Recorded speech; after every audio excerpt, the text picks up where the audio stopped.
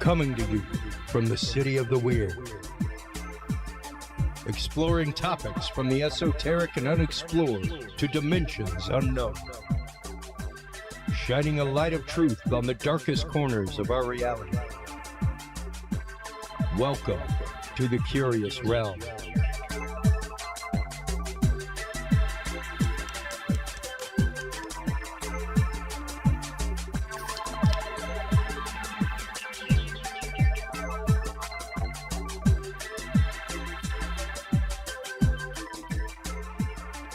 Oh, there we go. Well, hello everybody. How you doing this evening? Hope you've had a great week.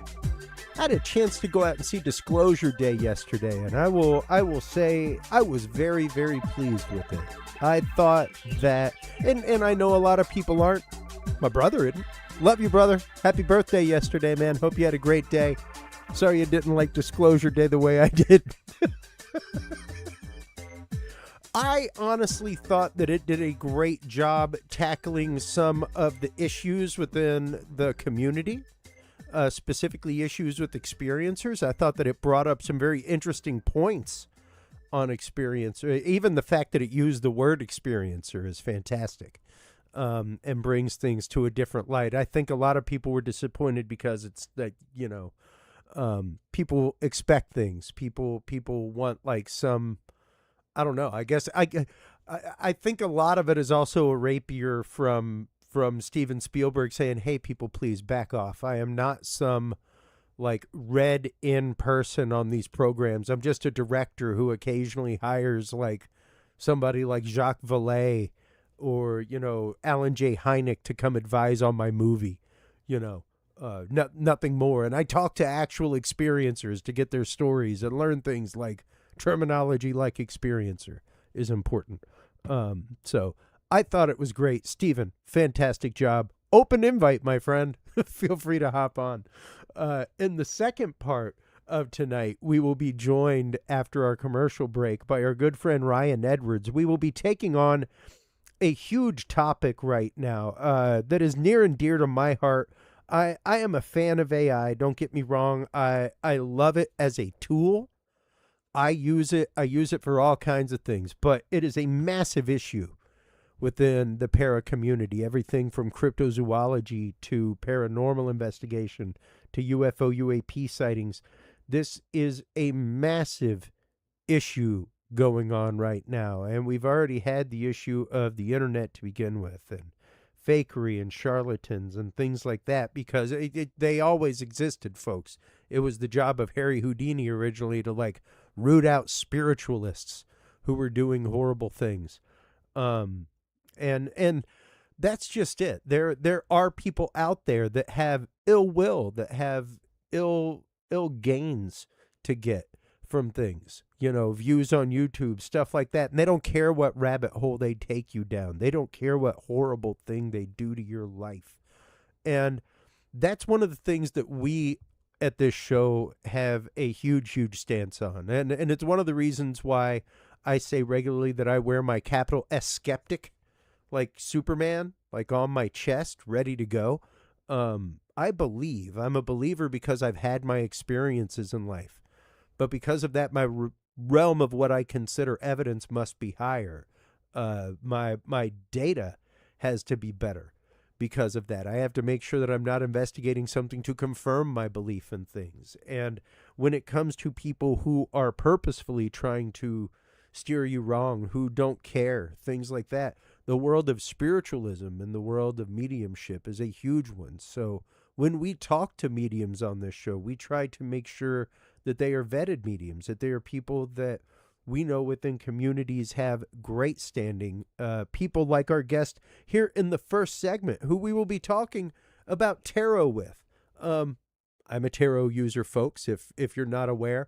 I am not a spread user, things like that. And that's what we'll be getting into, is some of the demystification on this topic, and tarot as a tool, not just as a tool of divination like most people consider it. So welcome to the show for the first time, Julie Adreani. How are you doing this evening? I'm wonderful. Thank you so much for having me. Absolutely. I love the topic because Tarot, I think, gets a bad name, or a lot of people, they will work with oracle cards, but they're afraid of the tarot cards. Mm, They yeah. feel, they feel the weight. And they do come with a lot of history and knowledge, and I think that's what they're tapping into. But using them as a tool in your everyday life or your work, they can be so helpful. Yeah. Yeah, and it's interesting that you bring that up because I regularly talk about the tarot whenever I have Gretchen Cornwall on. Hi, Gretchen, if you're watching tonight. Gretchen Cornwall is a Knights Templar researcher, and Knights Templar history is rife in the tarot. And the tarot, quite literally, is an esoteric system. It's a means by which to, and what that means out there, folks who may be new to the term esoteric or esoteric system.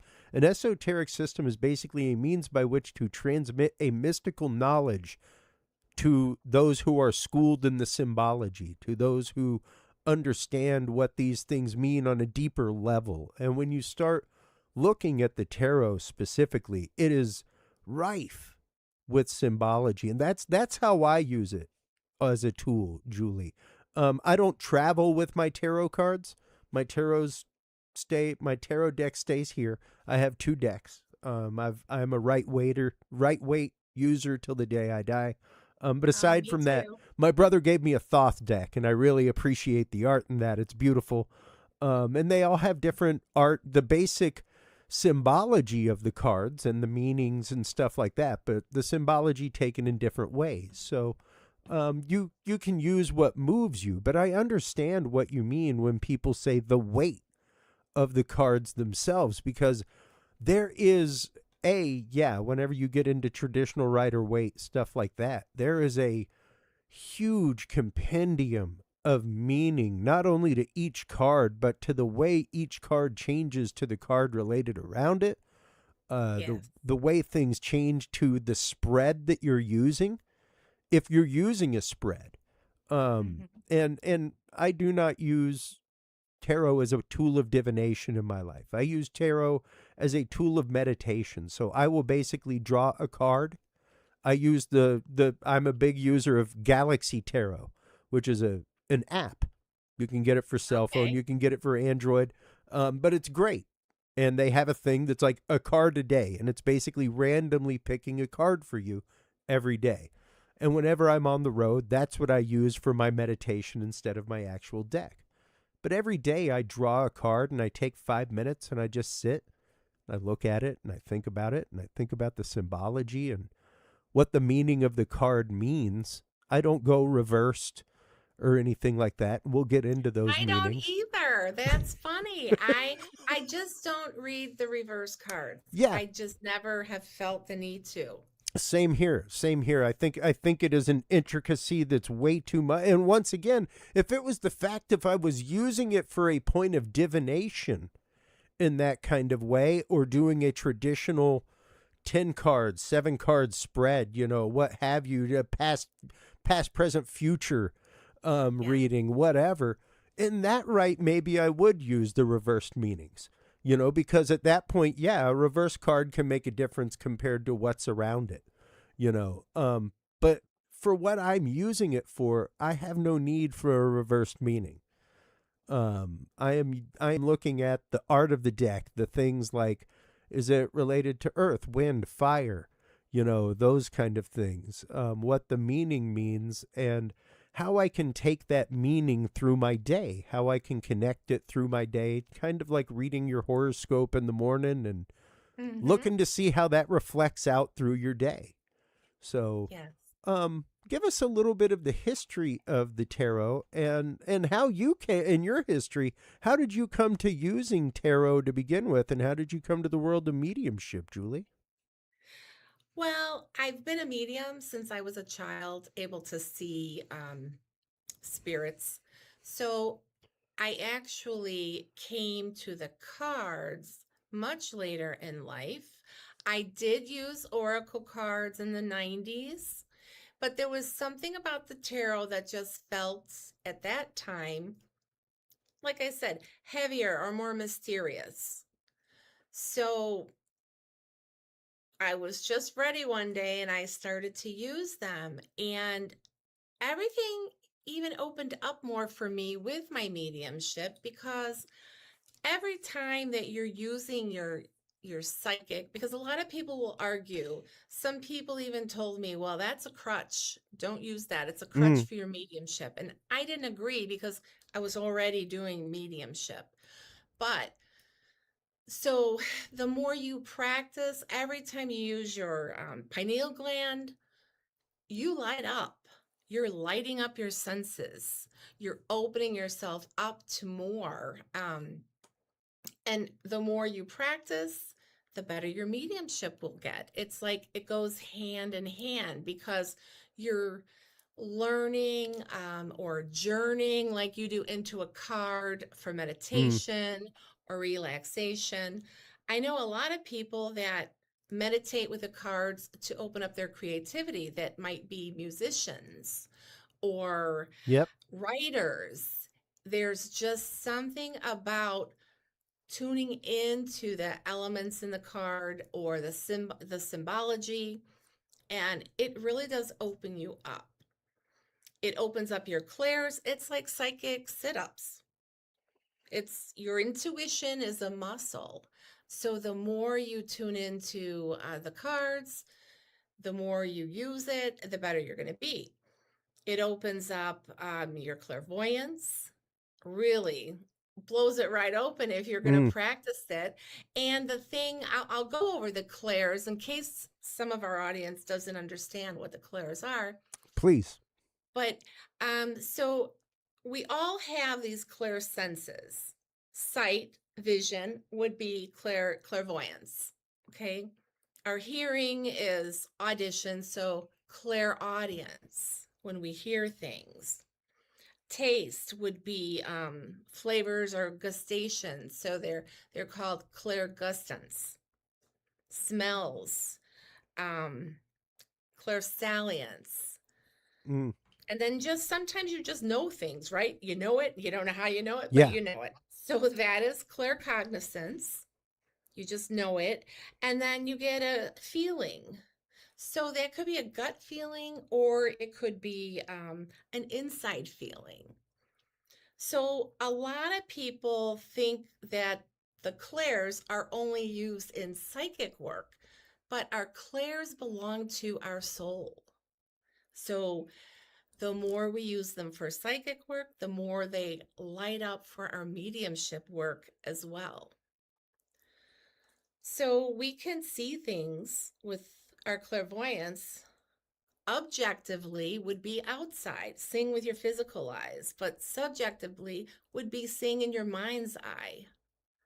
Okay. So, there's a difference. And like how I work as a physical medium, you want to see things objectively with your physical eyes.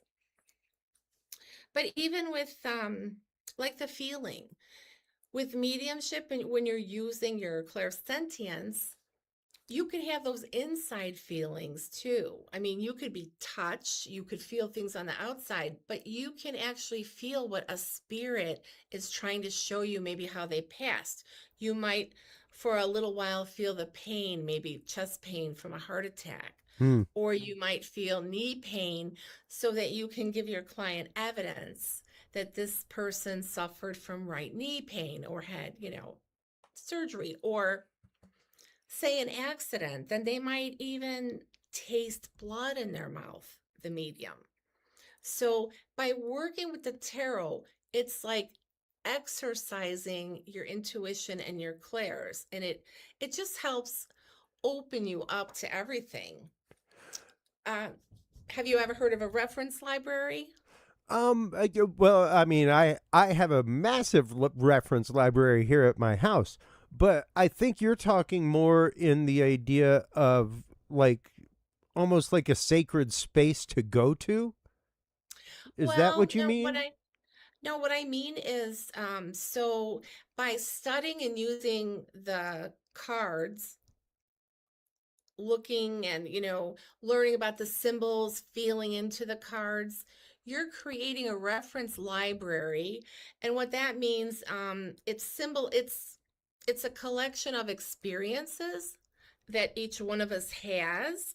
So memories, Okay. symbols, emotions, maybe cultural differences. So, or our personal associations, things like that. So, those are all things in our own personal reference library that when we're working as a medium, the spirits can bring up. If we have and know all these symbols that are in the tarot Mm. and a lot of the numerology, if we can tune into that, it makes spirit communication so much easier because it's there in your mind and your consciousness, and it's easier for them to pull it up. Okay. Okay. And we talk regularly on this show about remote viewing.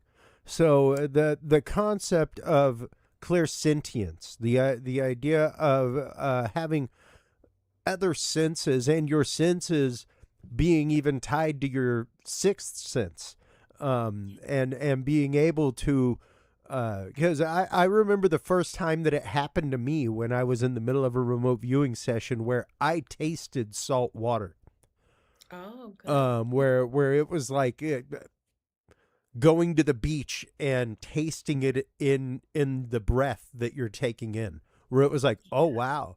And the first time that I've smelled water in that kind of way, as well, in a session. And it's fascinating to think about that. And yeah, whenever you begin to, in I would say yes, tarot is a fantastic tool to do this with, because once again, it really helps you drill down on focusing on something, and Yes. being open, slowing down, taking time, because that's a huge part of mediumship. Period. And I wouldn't claim that I'm a medium. I would say I'm definitely empathic in some ways. But aside from that, I am a kind of like college. I am a C student remote viewer, Julie.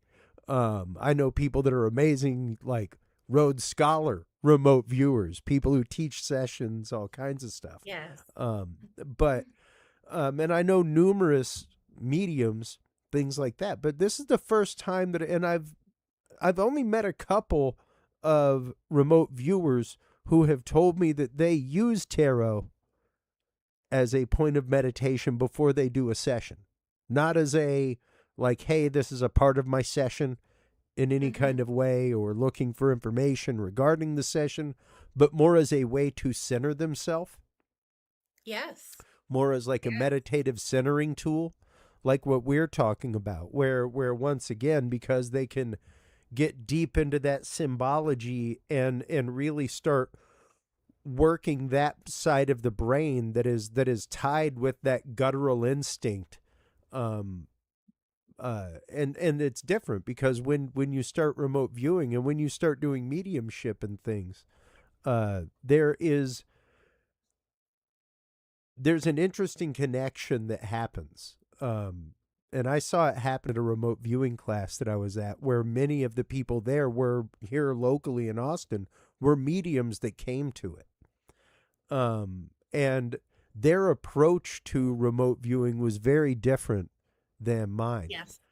which comes from like the Lim Buchanan controlled remote viewing. Like, no, no, no. Let's get those stray cats out of your head. We did, like, what were your precogs? Let's get them out now. Mm-hmm. That kind of stuff. Whereas they were very used to a mediumship point of view where all of that comes in as one download, and there's no separation or compartmentalization of data as things move down the line.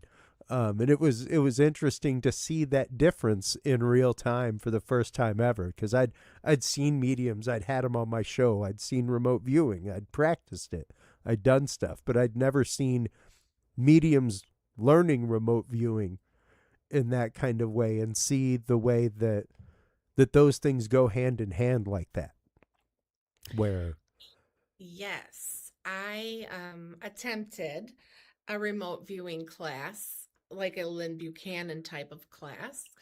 And yeah, it wasn't working for It just, me because of my way that I will work with my spirit team. yeah. If a spirit comes in, and wants somebody to look upstairs in a Mm, drawer on the left side for a ring or a piece of jewelry or something, yeah. they just show me or they'll just walk me through. Yep. So I have a whole different way. So it was a little difficult because it's a whole different Yeah. And way. I can completely hear the medium from Poltergeist. Y'all mind stepping back? You're jamming my frequencies. Yeah. That's exactly what that method does to somebody like you. Even Yeah. though it may be a great tool in the toolbox and something to lean on, but if that's the kind of mediumship and clairsentient experience that you're used to having, then yeah, it would definitely be a stumbling block. And I've even found it was a great onboarding for me. And I recommend anybody that wants to practice remote viewing, learn controlled remote viewing first. Learn that protocoled way.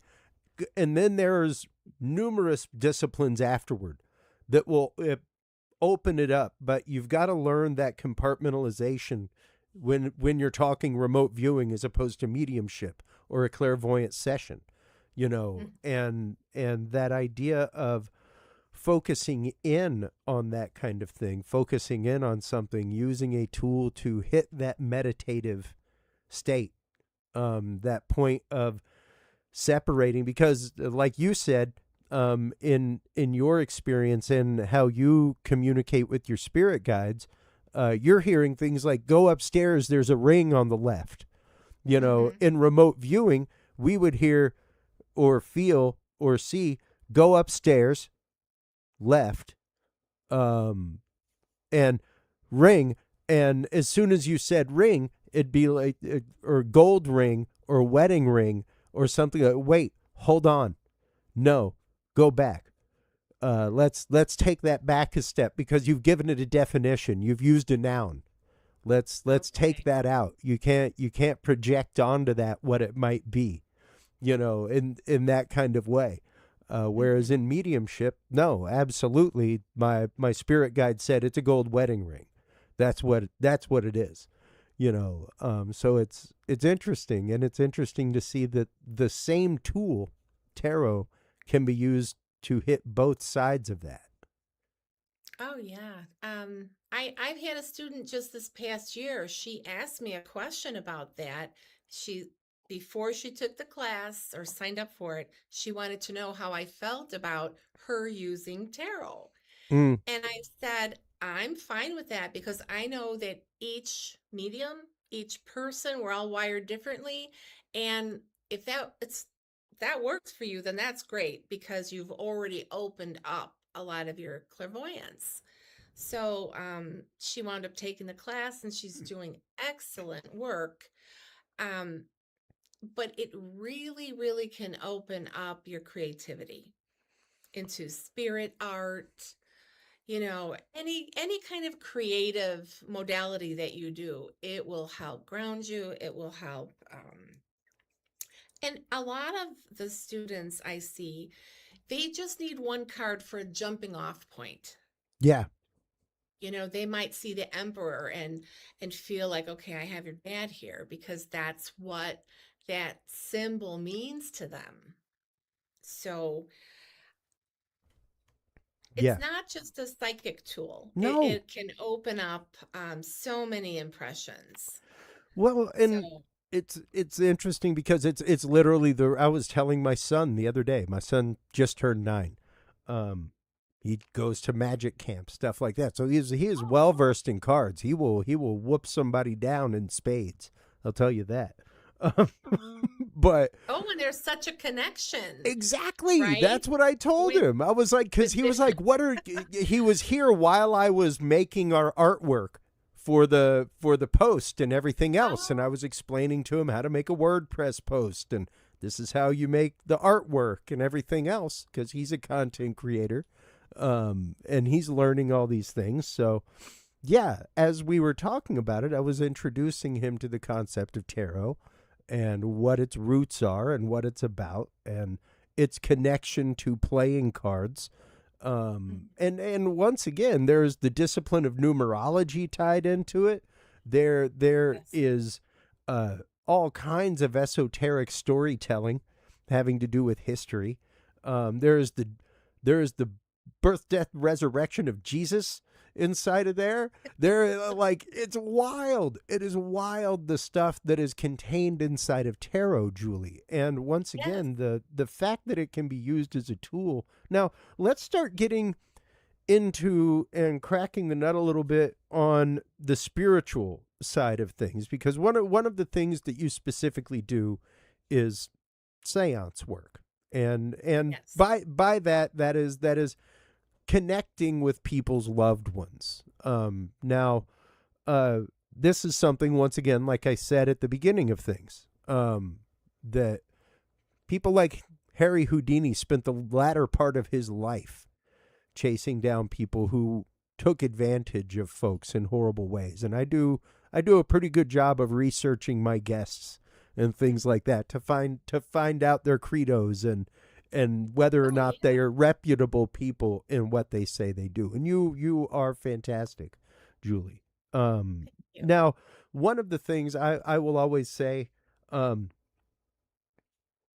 I have no problem with anybody that I will be around Ouija boards, things like that. I'm not going to have one in my house. Um, I agree with uh, you. I'm very open. I know people use them all the time. absolutely. I've never been attracted to use one. Yeah. Yeah. And I just and have not. I don't know why. I've table tipped. That's okay, but I don't use it to get letters to spell yeah. anybody. Yeah. I You know. use a pendulum. I do pendulum work, all kinds of things. But and I almost made Curious Realm answer boards. And then I was like, I can't. I can't. I cannot ring the bell of caution to people in episodes when I'm trying to demystify things, and once again, give people the most educated and balanced view on this, because there's both sides of a coin, both sides of a situation. And the fact is that, yes, there are fantastic people out there who are able to contact the other side, who are able to get results in that kind of way. We've had them on the show before. I've had readings done that I mean, Vinny Todd Tolman was one. Like, I wept, Julie, when he finished with me at the International Association of Near Death Studies conference, and he saw my grandfather with me. Um, like, he released something I'd been holding on to since seventh grade. Man, it was so cathartic and beautiful. I'm about to weep right now talking Healing, about very it. healing. And Yeah. that's So just it. There are talented, beautiful people in this realm, and unfortunately, the charlatans give the good ones bad names. Much like any good research out there, things like that. Um, how do you begin to use tarot to tune in that kind of way? How do you use tarot when it comes to connection with the spiritual side in that kind of way, Julie? well, it's kind of just I will have them around. Sometimes just the shuffling, the act of Mm, shuffling the cards, it gets me out of my conscious mind and into my zone where I need to be.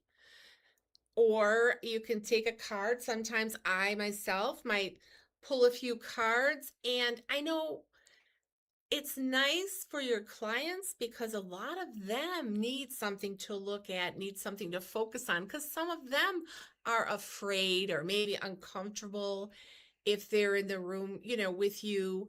It might be their first reading, and it gives them something to focus on. And I interact with them. If I have someone in person, I will actually shuffle and I'll let them cut the deck. mm, I'll offer the fan, and they can pull a couple cards because it gives them a little empowerment too, sure.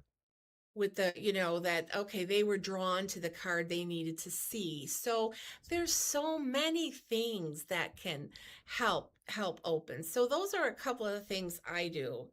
And I want to say too that color in cards is a big thing too. Mm. The colors, the reds, the blues, the yellow, because all colors, the rays, they all have different vibration. Yep. Like red is a powerful color. So there's just so many aspects of the tarot that you can use and just focus on. But they're also good to practice, like if you lay the cards down, and you can also do this with regular playing cards, but try to feel the energy of the cards. Mm. Some cards, as we know, feel more chaotic, not peaceful, like the Tower card or the Three of Swords, the breakup. They'll feel different. So if you will run your hand over them, you will feel difference in the energy of the cards. So that's another way you can learn to feel energy that can help you with psychometry if you're wanting to learn psychometry. Sure. Sure. Which is a kind of like pendulum work, but using your hands to feel the energetic difference. That's highly demonstrated at Psy games. They do quite a bit of that where it's hand dowsing, Yeah. basically, and you know, find the puck with the gold coin inside of it, stuff like that, and it's wild. Yes.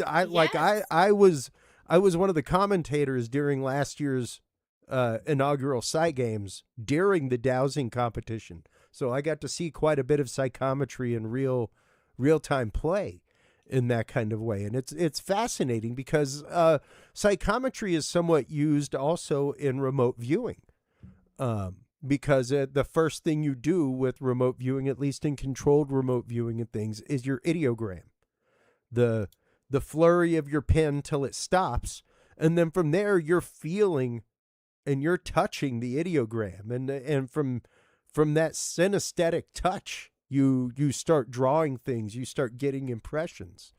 So that idea of touch and feeling things, and that idea of color vibration is hugely important with connection in that kind of way.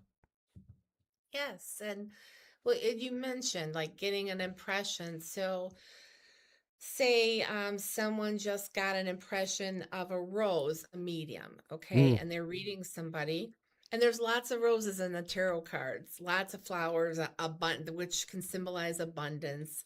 But so say that your impression was a rose, and so the rose itself is the impression, but what does it mean to you? What have you experienced in previous readings? What's in your reference library over a rose? So most of the time for me, it's a name mm. because um, if I see a rose, I'm 9 times out of 10, it's for someone's name. But it can also mean love, because a single rose means love as well. So it's what it means to you with the references that you've already created.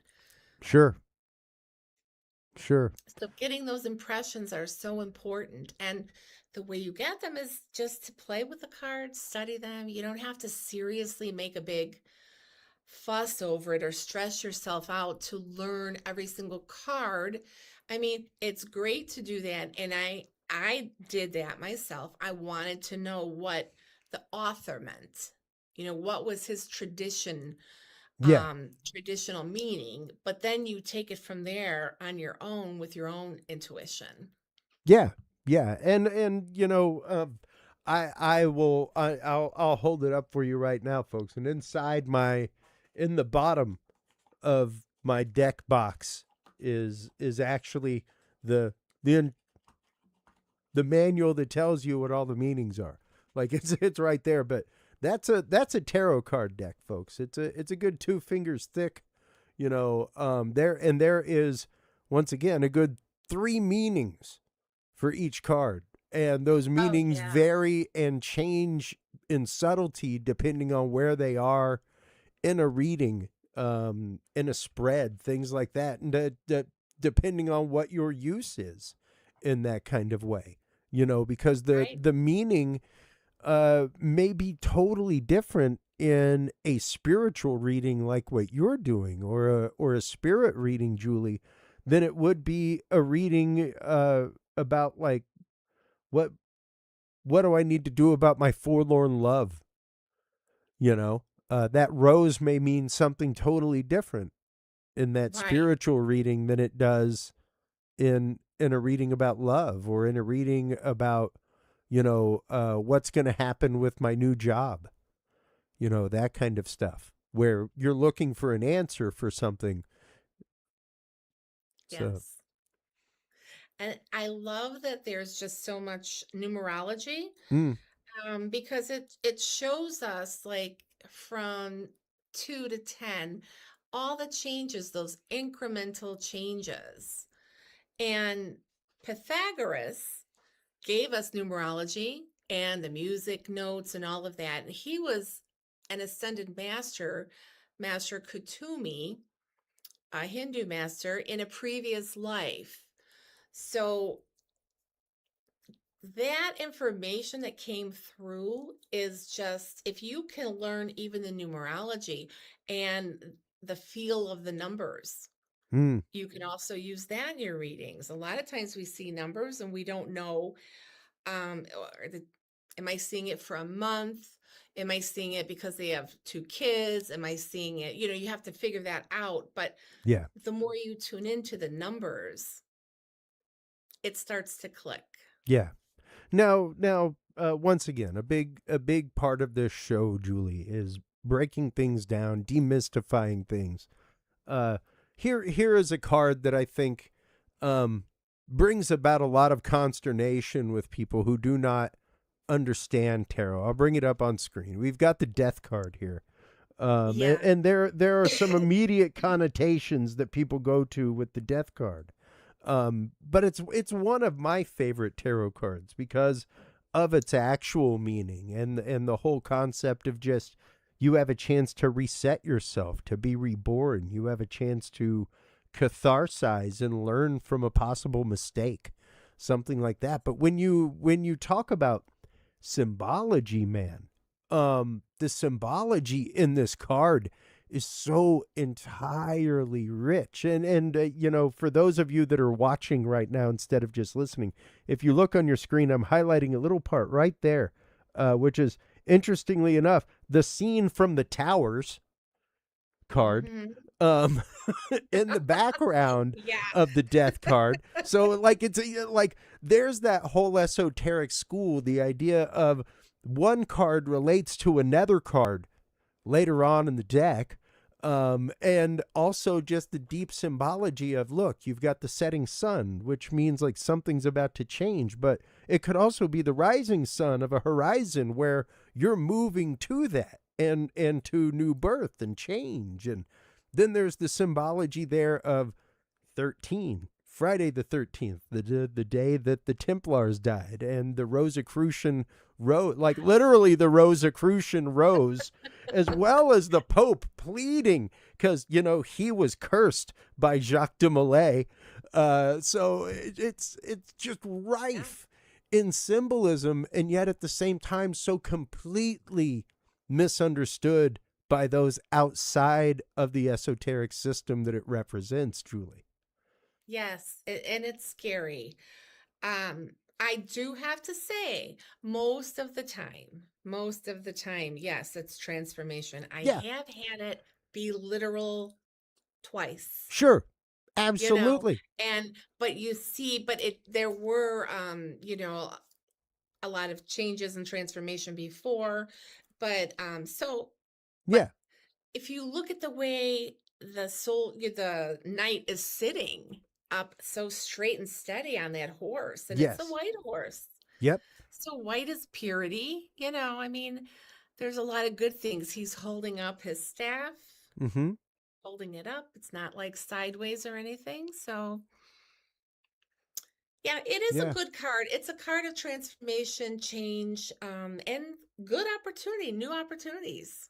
Well, and I was going to say, when it comes to a spirit reading, when it comes to specifically what you do, with a mediumship reading in that kind of way, what does the representation mean at that point? And uh, how do you normally run a reading in that kind of way?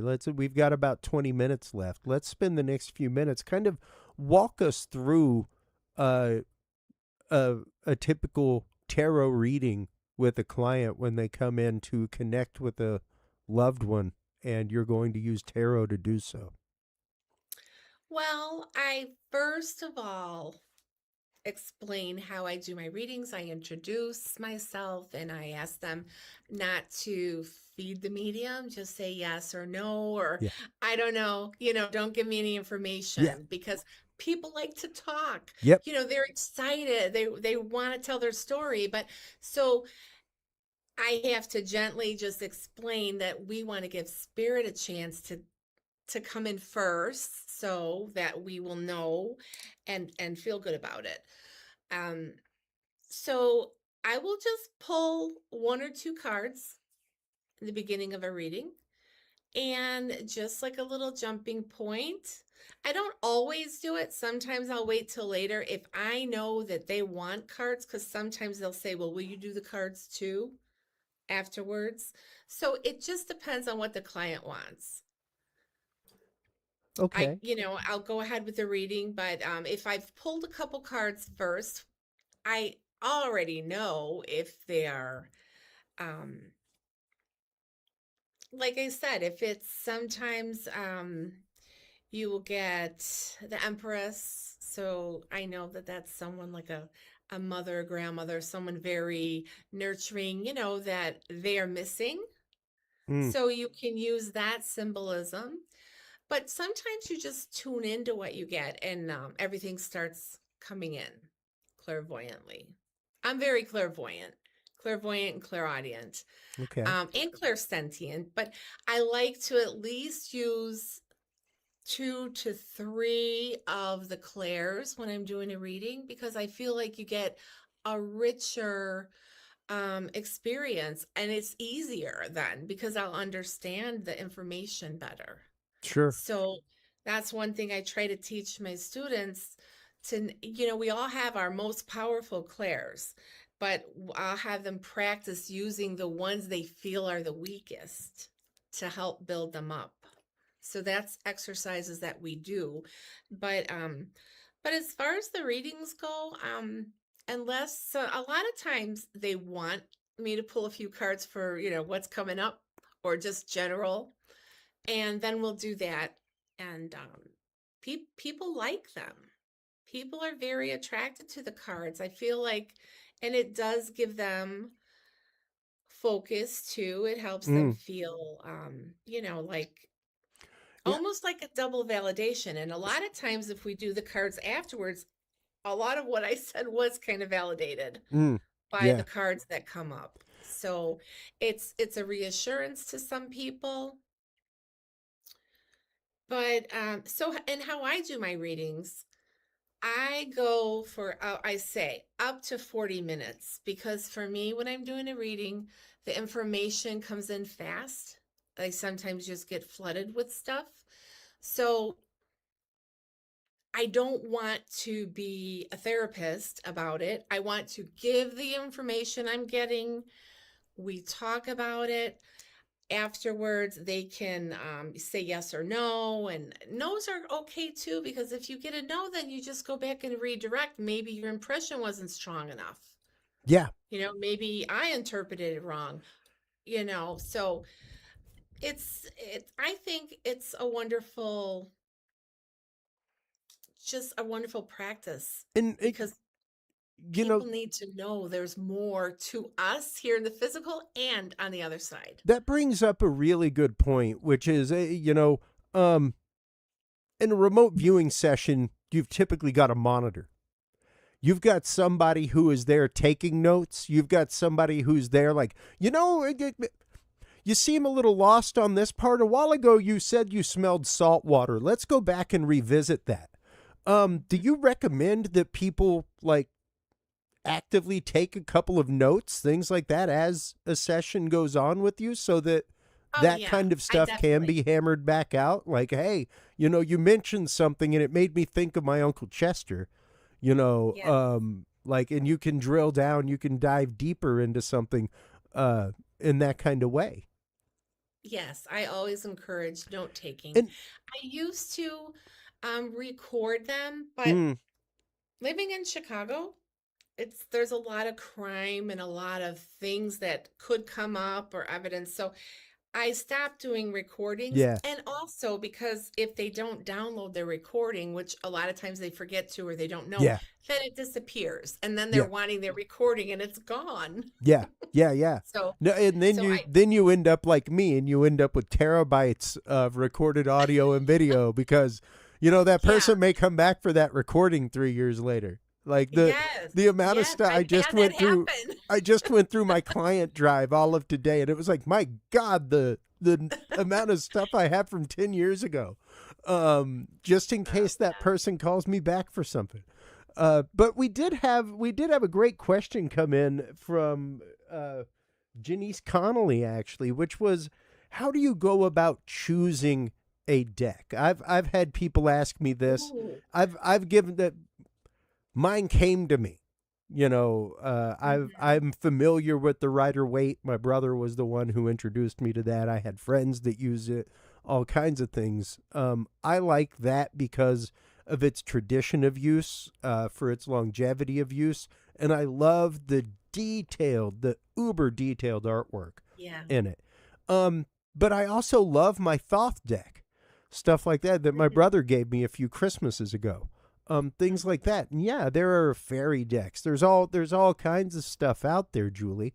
How do Yes. you go about recommending one of your students choose a deck when it comes time for a student and they're like, okay, I'm in my mediumship journey, I would like to make tarot one of the tools in my tool chest? How do you recommend somebody choose?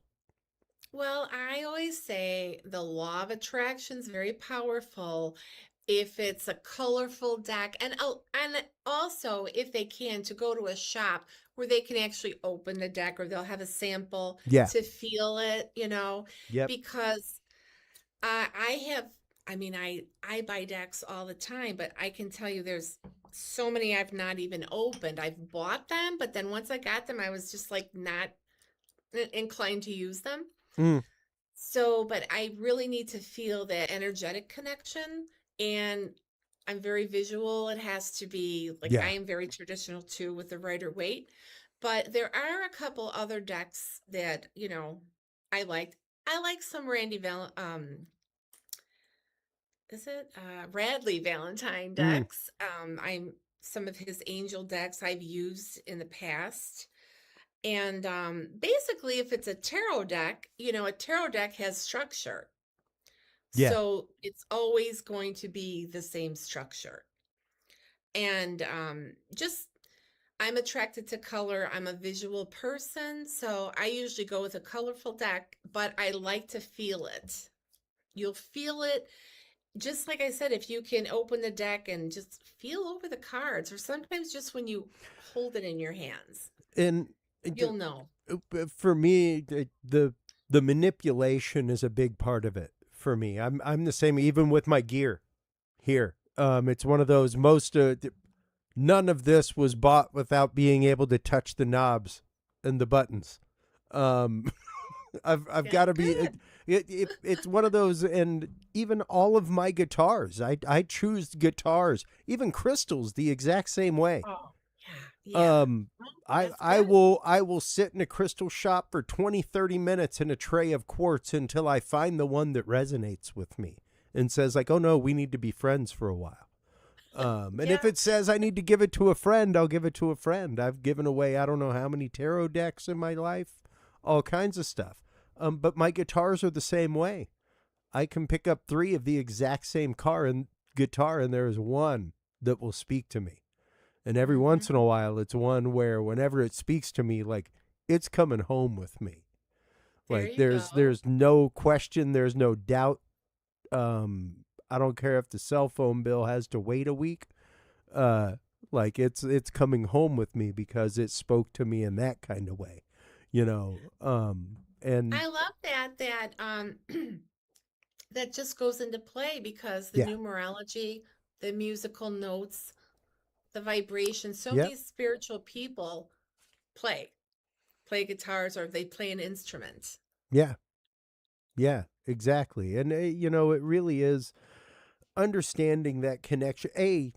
Understanding that connection to what moves you, I think, is Hmm. more paramount than anything, Julie. Um, Yes. because that's what's gonna connect you with the symbology of tarot to begin with. Right. I know numerous people that tarot does nothing. They are mediums. They do all kinds of things. Tarot does nothing for them. They have no interest. It's much like for many of them. Excuse No me. worries, bless you. Um, Thank you. uh, much like controlled remote viewing for many mediums, I think tarot for many mediums is too rigid of a system. Yes.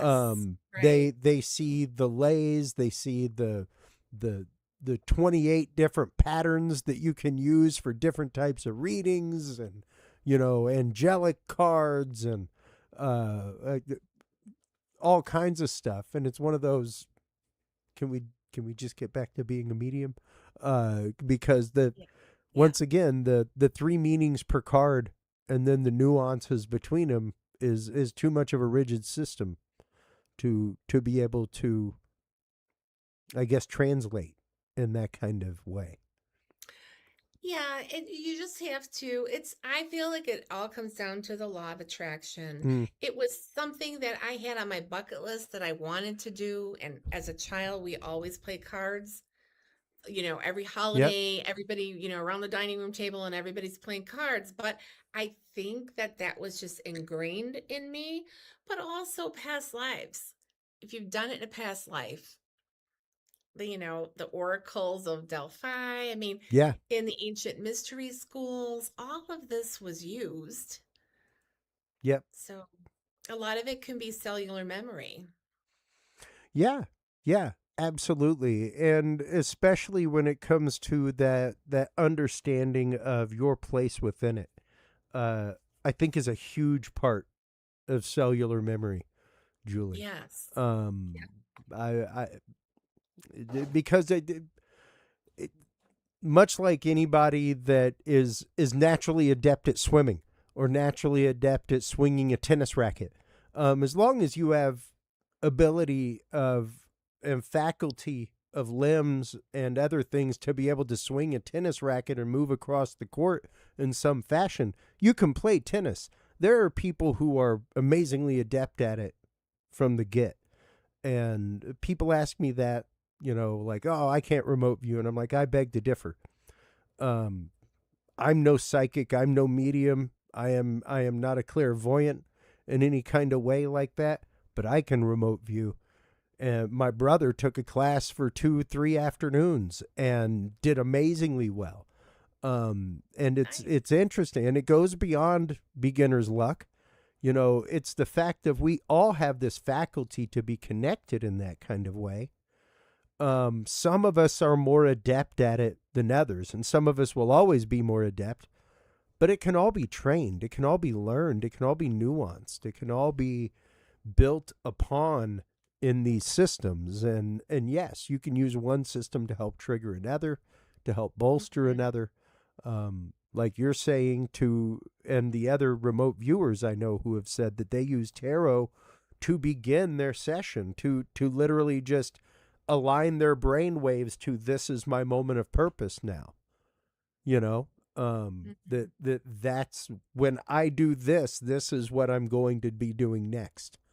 And it really does prepare your brain in that kind of way. Your brain starts shifting gears as soon as it starts hearing the shuffle of cards and feeling the shuffle. Mhm.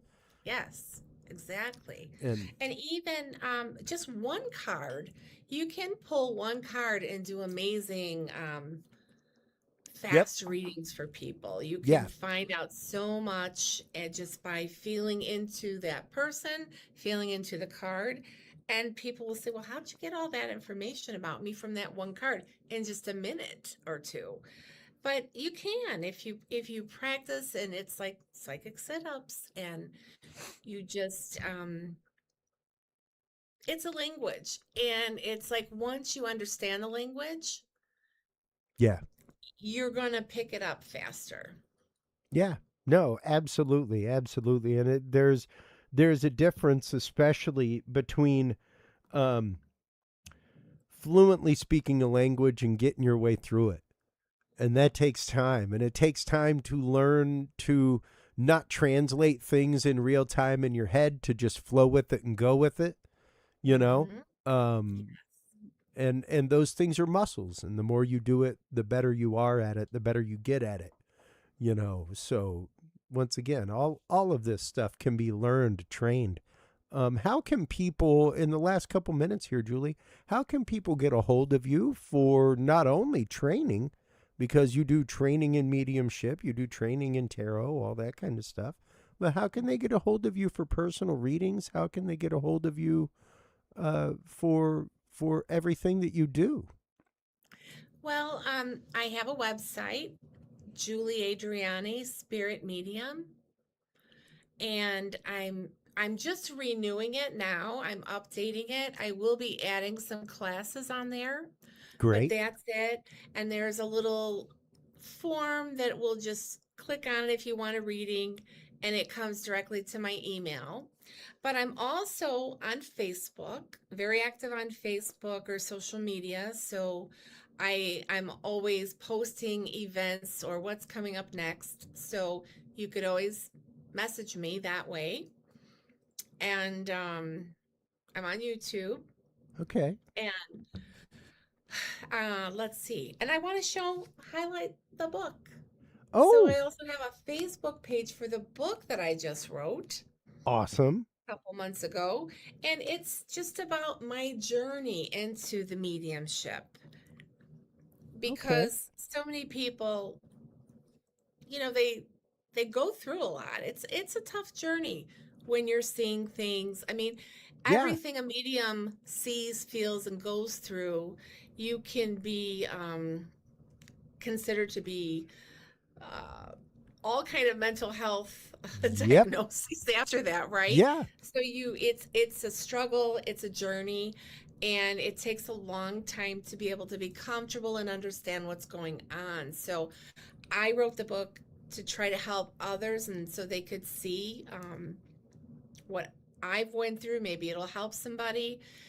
And also, there's some documented work that's in the back of the book Okay. about mediumship work and seances. And my specialty is red light and materialization seances as well.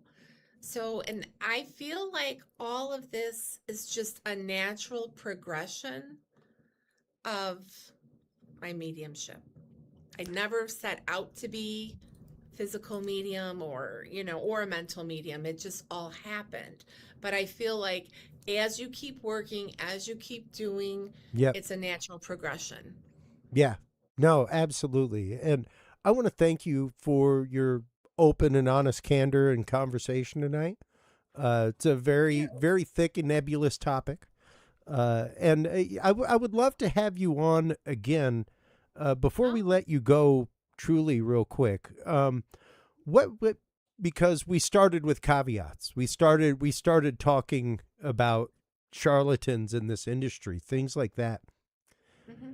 What do you recommend for people out there that do want to contact a medium? And in the world of seance, folks, like there's a seance society here in Austin that I've considered having on the show, all kinds Oh, of stuff. wow. The world of seance has rapidly come back into the headlights of paranormal, Julie, and it's one of those Yes.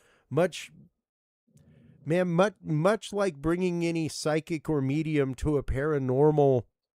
uh to a paranormal investigation. It's one of those, you need to be careful how you go about asking questions to things on the other side. You Yes. are you Yes. are opening windows, you're leaving windows open, all Well, kinds you of shouldn't things. be. You And got. that's just it. That's just it. And that's what I don't want people to go to charlatans. I want them to be able to spot them. I want them to be able to know immediately, like, hey, You go into a place to get a reading and somebody says these three things, just walk out the door, man. Oh, So yeah. what do people need to look out for when it comes If to a somebody, medium, when it comes to a seance session to connect with a loved one, Julie? well, okay. So the kind of mediumship, the physical mediumship I do, you don't always connect to loved ones. There Sure. might be other spirits coming in. But there's all different types of seances as well, though. There's some seances where you sit around a table with a Mm, candle, and and that might be the focus. You want to connect with a loved one. sure. So that's not how my physical mediumship works. I work with an open cabinet. That's my cabinet behind me. Um, Curtains are opened, and I'm a transfiguration medium. So your loved one might transfigure, which means my face will change to look like one of your loved ones, Oh, wow. or a recognizable figure that Mm, people recognize, or an ascended master, or an ET. So I'm also an experiencer, wow. personal, and I have a lot of cosmic or ET guides come through and transfigure. So there's a Okay. lot when you go into the seance. So yeah, Yeah. we'll have to come. I'll have to come again, and we'll It's talk a about maybe whole that. episode, but it's one of those I Yeah, like to let people know how they can protect themselves, how they can keep themselves from falling victim well, yeah. to If somebody anybody's trying to asking take you, advantage of them. yes, even with mental mediumship, you don't want to have someone ask you to come back. Well, you're going to have to come back in 2 weeks, and it's going to cost this much. Like, no, you shouldn't have more than one, maybe two mediumship readings a year, in my Mm, opinion. One is good. I have beautiful. clients that are like on a yearly thing, or sometimes they'll skip a year, you know. Now, if it's psychic and they're going through a problem that's different, then maybe, or switch them over to life coaching. But Mm, no, a sure. mediumship reading, you should not have them very often. No one should be telling you it's going to cost this much money, buy this color candle, all that gimmick stuff. No. Yeah. Yeah. Exactly, Julie. And that's what I want people to caveat emptor and beware. Yeah. Because those things are out there and the field is rife with them. Probably about every third out of four shops that you walk into are like that in that kind of Yeah. way. Yeah. Or even And threatening. Sometimes, like, they'll yeah, threaten you. I've been threatened myself yeah, years ago. If you don't do this, something bad's going to yeah, happen to you. yeah, No. yeah. I didn't realize that I'd received a chain letter on my way in the door. You know, you better send this money to somebody in the name of St. Jude, or else, Yeah. because St. Jude, he's after people, the patron saint of the hopeless cause. Like, it's like, so, Yeah. but yeah, that's just it. That's just it. It's one of those, if you walk in, it feels funky, walk right out. If they Exactly. I've immediately done that start, myself. if they Yes. immediately start at, like you said, the first thing you tell people is, please do not prompt me. Please, Yes. like, don't just sit back and listen. And the three times that I have had a full on medium, I will always say, if you are out there listening, Ken Newton, um, there was one, Rocky Paul Morneau. I get chills thinking about Rocky. Rocky would call me sometimes, and Ken called me one day. Ken was not a spiritual guy, Julie, not one bit, in that kind of way. He'd seen things, stuff like that, but he's a pretty logical dude. And when he called me up and he was like, I've got this guy who's a medium and he needs to talk to you. And I need you to just be quiet and listen. Uh, and when he's done, he'll tell you he's done and you can talk. But I know Yes. you're going to Yes. want to ask questions. Don't ask questions. Just shut up and listen. And That's Rocky good. talked for an hour and a half, man. and told me personal things about my life that nobody knew. Like nobody knew.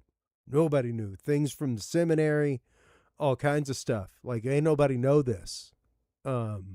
Except for me and my dead spiritual director. You know, Wow. things That's like great that. when you get someone like that. Yeah. And we had a beautiful relationship for a long time. He would call me every few months like that, where he would just call with information that he had to tell me. And it's amazing how many of those things have come to pan out over time, how many of those things have come to fruition over time, exactly like Rocky said they would. You know, and it's beautiful and it's amazing. But that's just it. It was an unprompted situation. And if they're digging for information, if they're looking for data, that kind of stuff, Yes. just walk away.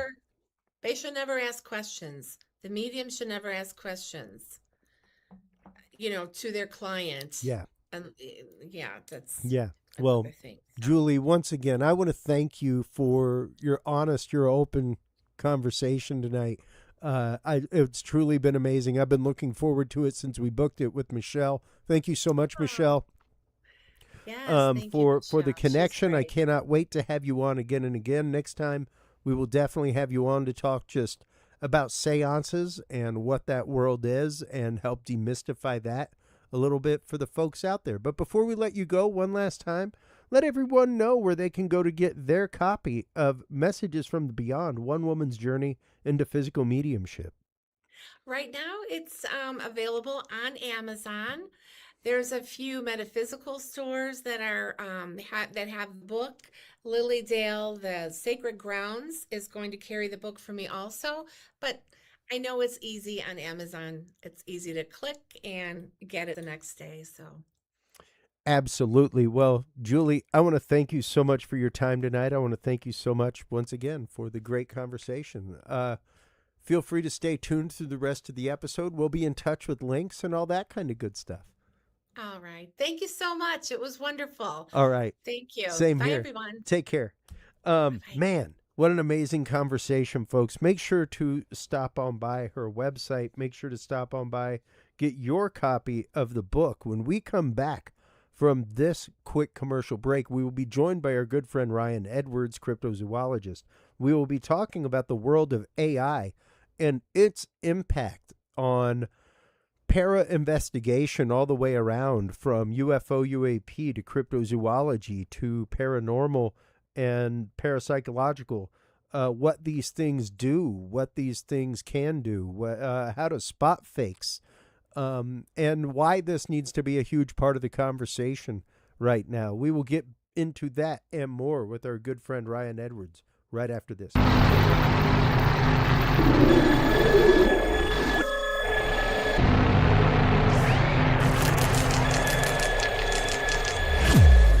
The key to good science is good research. At the heart of good research is a good data set.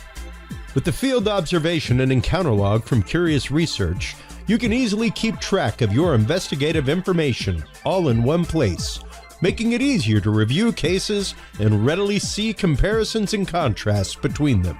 Whether out in the woods squatching, in a back room gathering EVPs, or using high-tech gear to track UFO, UAP activity, this easy-to-carry, pocket-sized scientific data log is the perfect companion for any field researcher. You can find your copy of the Curious Research Field Observation and Encounter Log at Amazon.com or visit the official Curious Realm store at curiousrealm.com/store to reserve your copy for yourself, your family, or a mind that you want to open.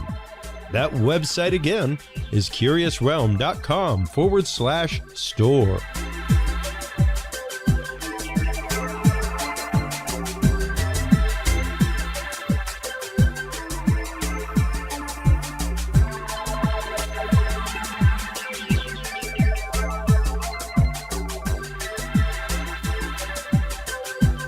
hello, everybody, and welcome back from that quick commercial break. Thank you so much for staying with us. Also, thank you so much to our sponsors, especially True Hemp Science. If you are a user of CBD products like I am, stop on by True Hemp Science today.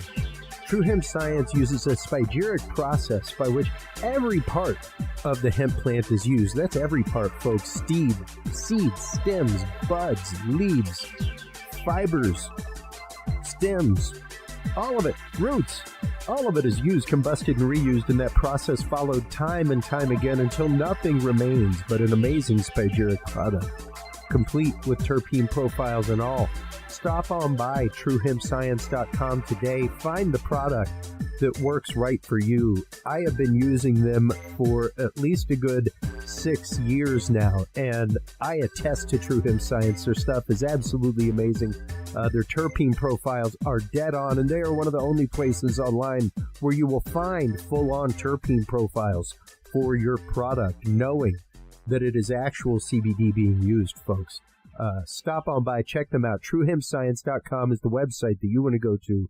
Curious7 is the code that you want to use to save 7% off your entire cart of $50 or more and get free edibles on the way out the door. Our guest in this segment is our good friend Ryan Edwards. He is the author of so many books. He is a cryptozoologist, researcher, and one of the people that we come to discuss issues facing our various communities, whether they be cryptozoology, in your case, Ryan, paranormal, UFO, UAP. All of these communities have various issues set before them and various things that they are dealing with regarding everything from belief to investigation to data, evidence, all kinds of things. So thank you so much for always coming on the show, and welcome back, bud. Of course, it's good to be on here, bud. Absolutely, man. And our topic tonight, I love the fact that, you brought up the topic tonight so frequently. It's the fact I got to rack my brain for a topic in some way.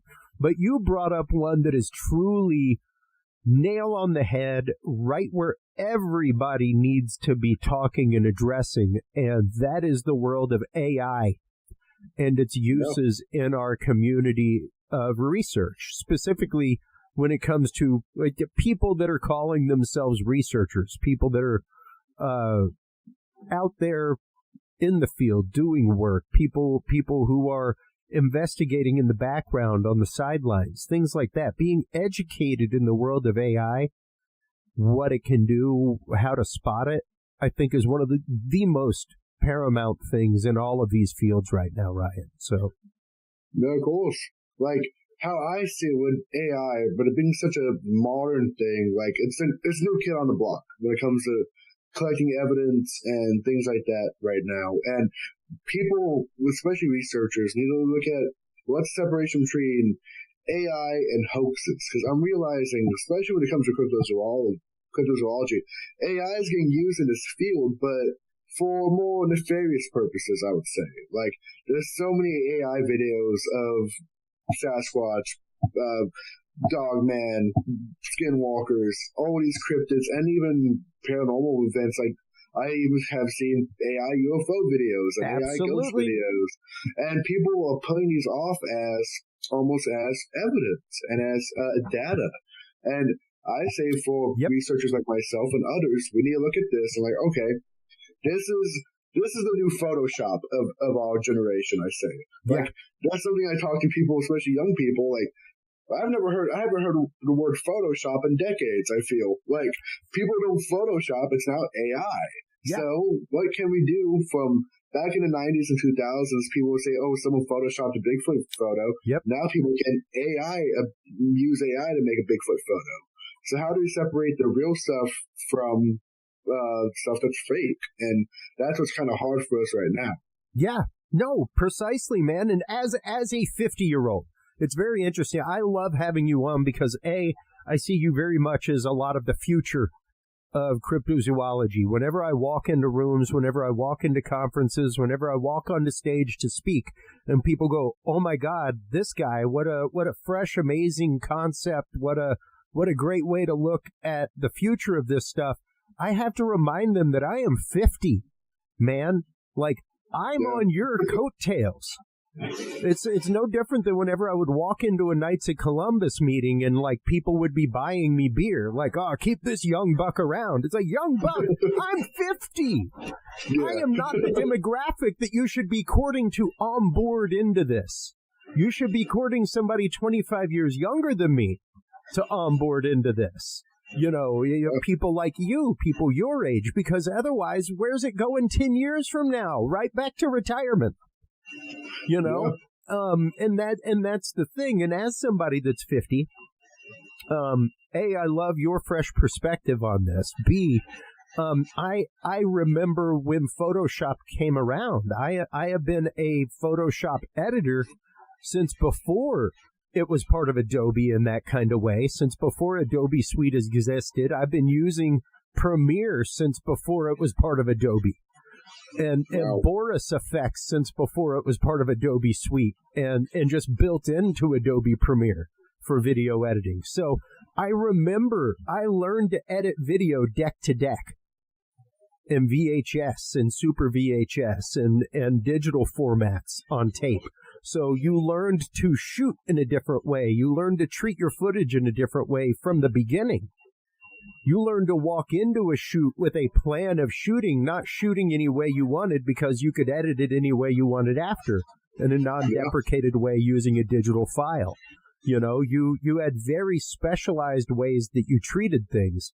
And a lot of people, especially art-wise and education-wise, Ryan, were worried with specialized fields like graphic design, specifically font design, stuff like that, that Adobe was going to destroy that art form. Same way as people thought that photographs were going to destroy painting back in the late 1800s, stuff like that.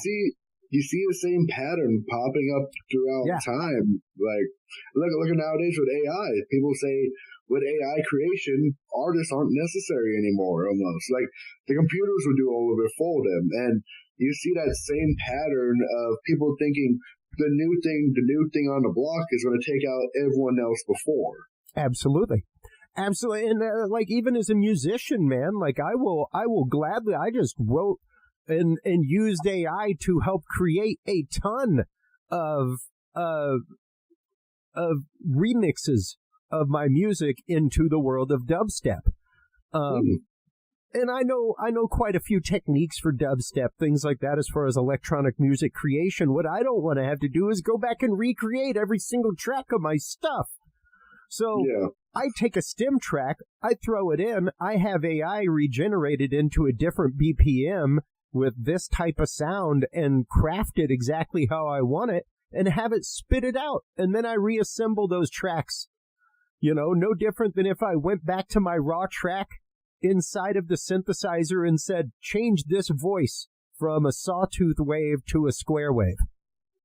Wow. You know, no different. I'm using it as a tool in that way. I'm not using it to create everything from the ground up. There's two different uses there. And that's the thing, too, is I always tell people about, like, with AI and stuff like that, and anything digital, it's using it as a tool, not as just a creation. Like, when you go in and say, like, with research, there's been times when I talk to researchers, like, oh, well, we have AI do help us with our research. I'm like, okay, how much is it helping and how much are you having it do it for you? Like, with data collection and things like that, like, eyewitness testimony for Sasquatch and eyewitness testimony for cryptids. If you put in the data and you let AI generate, that's perfectly okay. But if you put in, okay, let me just have AI generate the signs and all this stuff, then that's faulty data. And how AI should be done is used as a tool for creation, not just the thing to create everything by itself, because the human mind is still necessary. And it's still critical thinking skills are necessary for that. Yeah, no, precisely. A prime example, like Curious Realm, Curious Research, we use AI. We use AI to curate data and to rapidly search data. So prime example would be the documents that we curated for the Department of War UFO pursue files. We had AI comb through that and make a PDF of all of the videos with a hot link to all those videos. So I had AI do that heavy lifting for me. That's different. It's using it as a tool in that way. And same thing with research. I have literally used my SciSummary as one of my favorite tools to use. And if you are a researcher out there searching specific things, using it is specifically a document tool where it doesn't search the whole internet. It only searches specifically the documents that you give it or the links that you give it. So at that point, it's like, look at these 25 scholarly articles on liver disease and summarize them into, 1,000 words and 10 bullet points. And that's the thing too. Is like you've already created the list of data to look at. So look, if you use like ChatGPT or something like that, it'll use the whole internet to look at data, not just what you selected. And now okay, this is the data I want. That is correct. That has been scholarly article that we know is correct data. Yeah. Now let's analyze this. Now let's not analyze everything. Let's analyze what we have here. Like, going out the baby with the bathwater type thing. It's like, let's not analyze the bathwater. Let's just analyze what's in the bathwater. Like, you gotta look at not everything. You gotta look at a small picture of data. And that's something with science is compartmentalization. Making bigger stuff into smaller stuff. Yep. And that's what we gotta do with data. And using AI to do that is perfectly okay. But once you see how much, like, I've seen hoaxes and fakery goes on when it comes to AI, that's the stuff that researchers like myself need to discuss. And absolutely. How much of this is altering our perception of like video and audio? Because I'll be honest with you, Chris, like with me, I don't look at video or audio or anything like that because how much fakery happens and how much misconceptions happen with it. Like people are like, oh, here's a video of Sasquatch, here's a video of a dog man. I'm like, I'm going to look at it, but I'm not going to create an opinion on it because how much AI and how much hoaxes have kind of muddied the waters over the past couple of years. Absolutely. Absolutely. And the on screen, for those out there who are just listening, we were talking about that before the show, how many people just listen as opposed to watching. But on screen right now is an AI image, folks. This was making the rounds. I presented this at Symposium of the Strange in my investigating paranormal data. And I think that's a huge part of it to begin with, Ryan, we have to be willing ourselves as investigators. So whether you're out up against a tree looking for Sasquatch, doesn't matter. We have to be willing to put a lens on ourselves. We have to be willing to put a mirror up to ourselves, and we have to understand every single time. And I will give this prime example. The prime example of an investigator not doing their job was the Roman Catholic exorcist that was just dismissed from his duties as an exorcist. Why, you may ask, folks? Not because of some cover-up, but because the exorcist, whose job it is to demoniacally research every single case on a case-by-case basis to find out if it is demonology or not, and demoniacally connected, literally publicly said, all UFOs are demons. That is not investigation. That is a blanket statement. And when you say all UFOs are demons, that means you, as the demonologist, have now stopped investigating on a case-by-case basis. So immediately remove him from the office of exorcist because he's no longer investigating demonology. Period. Let's start there. And if you're going to do investigation, let's start with actual investigation, which happens on a case-by-case basis. So you've got to be willing to, even the church is like, you got to be willing to step back and put a lens on yourself and go, whoa, wait a minute. No. So go ahead. And that's something that happens a lot. Like, there's so many people that we talk to over the years, like with Sasquatch. Oh, Sasquatch is an alien. Okay. Are they all aliens? Yeah, they're all aliens. Then let's break it down to case-by-case evidence. Or Dogman is a spirit, or Dogman is a demon. Okay.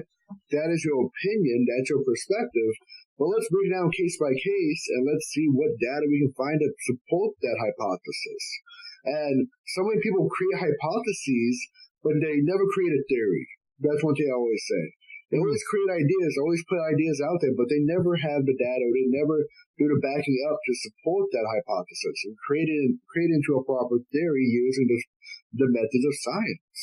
So you can put so many things out there in the world. You can put so many ideas out there, but you need to have the data to support it. And that's something, especially the paranormal and the 14 research, they really need to do that, because so many people look at 14 research, cryptozoology, ufology, paranormal research, and think of it as pseudoscience. Think of it as just a bunch of people out in the woods looking for monsters and ghosts. We need to look at the sciences and support our ideas using not just blanket statements like, oh, UFOs are demons. Yeah. Well, and also understanding that psychology of the brain and how it works, and not just not just things like pareidolia, of course, are want to recognize something, but things like apophenia. The perception of patterns or connections between unrelated or random data, objects, and ideas in situations where no such patterns actually exist. Like the idea of connecting these things as being the same or being connected, despite the fact that they aren't. And the prime example of that would be immediately, and this is very logical, folks, if you stop and think about it. Wouldn't you think that most firemen start fires? They're the first ones you see at a fire, right? Yeah. They're present in every fire you see. So that's the logic that apophenia follows. Yeah. Is the idea of, well, I see firemen at every single fire. So they're the cause. It's like what hypothesis is they're the root cause. Yeah. You know? Like what we say in science, correlation does not mean causation. Just because they correlate each other doesn't mean they cause it one. Like one thing when it comes to cryptozoology, like so many people say, well, there's been sightings between Sasquatch and orbs in the woods. Yeah. So Bigfoot are coming from orbs. I'm like, well, let's look at it. And just because two things are unknown doesn't mean they should be correlated. Like, how many times I've seen where people, they put UFOs, ghosts, and cryptids all in the same box. Because all of them are unknown, so they have to go with each other, correct? They're all beyond normal. Yeah, so they put them all in the same box, and that's not really how it should work. So let's break it down to, okay, with ufology, that's something that's astrological. Let's look at more stuff with the astrology and more stuff with, like, okay, astronomy, looking at the stars. Paranormal research, like ghosts. Okay, let's look at electromagnetic fields. Let's look at those patterns. Cryptozoology, we can break that down using biological sciences. So we just took three things out of one big box and put them in three separate boxes. And that's what we should do here, is not let ourselves correlate just because something's unknown. They should all be correlated, because they do not cause one another. And that happens even like with AI. Like AI likes to correlate stuff. That's right. Just like the human mind. And it'll correlate all this data when it shouldn't be correlated. Made to find a pattern. So you want to know, like, it is a conspiracy theory machine. Literally, no different than your own head, folks. So you gotta be aware of that, and you have to be aware of that. And more than anything, you have to be aware that there are numerous people out there, be it for sadly and horribly, Ryan. And there's two sides to this coin of person. One side is the person that wants to deceive, the person that is planning to deceive, likes to take advantage of people, likes to practical joke, likes to do whatever that causes a stir and gives them their dopamine hit for jacking with somebody's day. And then there's the people who have the very deep-seated psychological need of connection through experience, and through shared experience. And that's where I'll pop up a couple slides here from my presentation, because this is where perspective changes everything. This is the typical forced perspective, you see, and you have to be willing to understand that concept. The image that I just popped up on screen, folks, was a person pinching the top of the Eiffel Tower. It's an optical illusion in photography or video called forced perspective, where you are introducing something else into the image to make the perspective of something else off or askew. So by putting your hand closer than the Eiffel Tower, you can make your Eiffel Tower seem as large as your hand in that kind of way. And that's the thing, is that if you are looking at if you're in a social media group and somebody just throws up, and I'll throw up the video that I normally pop up. I could pop this up in any social media group. Right now there is a undulating colored ring with a black orb in the middle. Very defined black orb, moving from the top left to the bottom right of the screen at a decent clip. You can see the undulations, you can see the colors, things like that. Now, if I just posted that up in a group and said, I recorded this in my backyard last night, 0 frame of reference, 0 data, once again, forced perspective, I have forced you into just looking at it and saying, I recorded this in my backyard. Mysterious, anomalous, strange. You'd see a lot of people say, I've seen those too. Now, if I showed you that same video and said, I recorded this in my backyard last night in Cedar Park, Texas, looking to the southeast at 7:45 p.m. Central Standard Time, looking 35 degrees above the southeastern horizon on this date, you would very easily be able to decipher the fact that that is an unfocused image of the dog star Sirius. Yeah. A very common image in the night sky that, yes, does, even without being zoomed in. It's zoomed in, it's out of focus, and the whole reason it's moving is because it is on a tripod it's in a telescope that's made to track the star, but it isn't tracking the star yet. That was the third star I was dialing in to get the calibration to track a celestial object. So what you're looking at is the actual motion of the Earth magnified by 8 times on that object. Yeah. So you're looking at the actual speed of the rotation of the Earth times 8, which is what makes that object move across the screen. All forced perspective, every bit of that. The question is, what is my motivation as the person posting that image? Yep, and that's something I always tell people too, like with perspective and perception. Your perception creates your reality. Like, how many? I freak people out all the time. Like, okay, when you're looking at someone, how many of those people are existing at the same time? And they're like, what do you mean? I'm like, well, I'm like Chris. I'm looking at you from one angle. If someone was in your studio right now, they're looking at you from a totally different angle from me. Yes. Which Chris is real, and your perspective creates your reality. And when it comes to people that have done like hoaxes and things like that, like what you said, like there are people that, like, I'll give an example. A researcher named Ivan Marks. He was a Bigfoot researcher from the 70s. And he was well known for his Bigfoot prints in Bosburg, Washington, the Cripplefoot footprints. Mm-hmm. But after a while, he couldn't find any more evidence. So he actually started faking videos and footprints, because some people are so ravenous for that data. They're so ravenous for that proof that these animals exist, that these things that my lifelong dream has come true, that they're willing to fake evidence. And that's kind of sad, because it's that psychological effect of some people put their whole lives into this field, and they put their livelihoods on this. And when you do that, it becomes no longer research, and it becomes a livelihood. It becomes almost a cult of personality to an extent.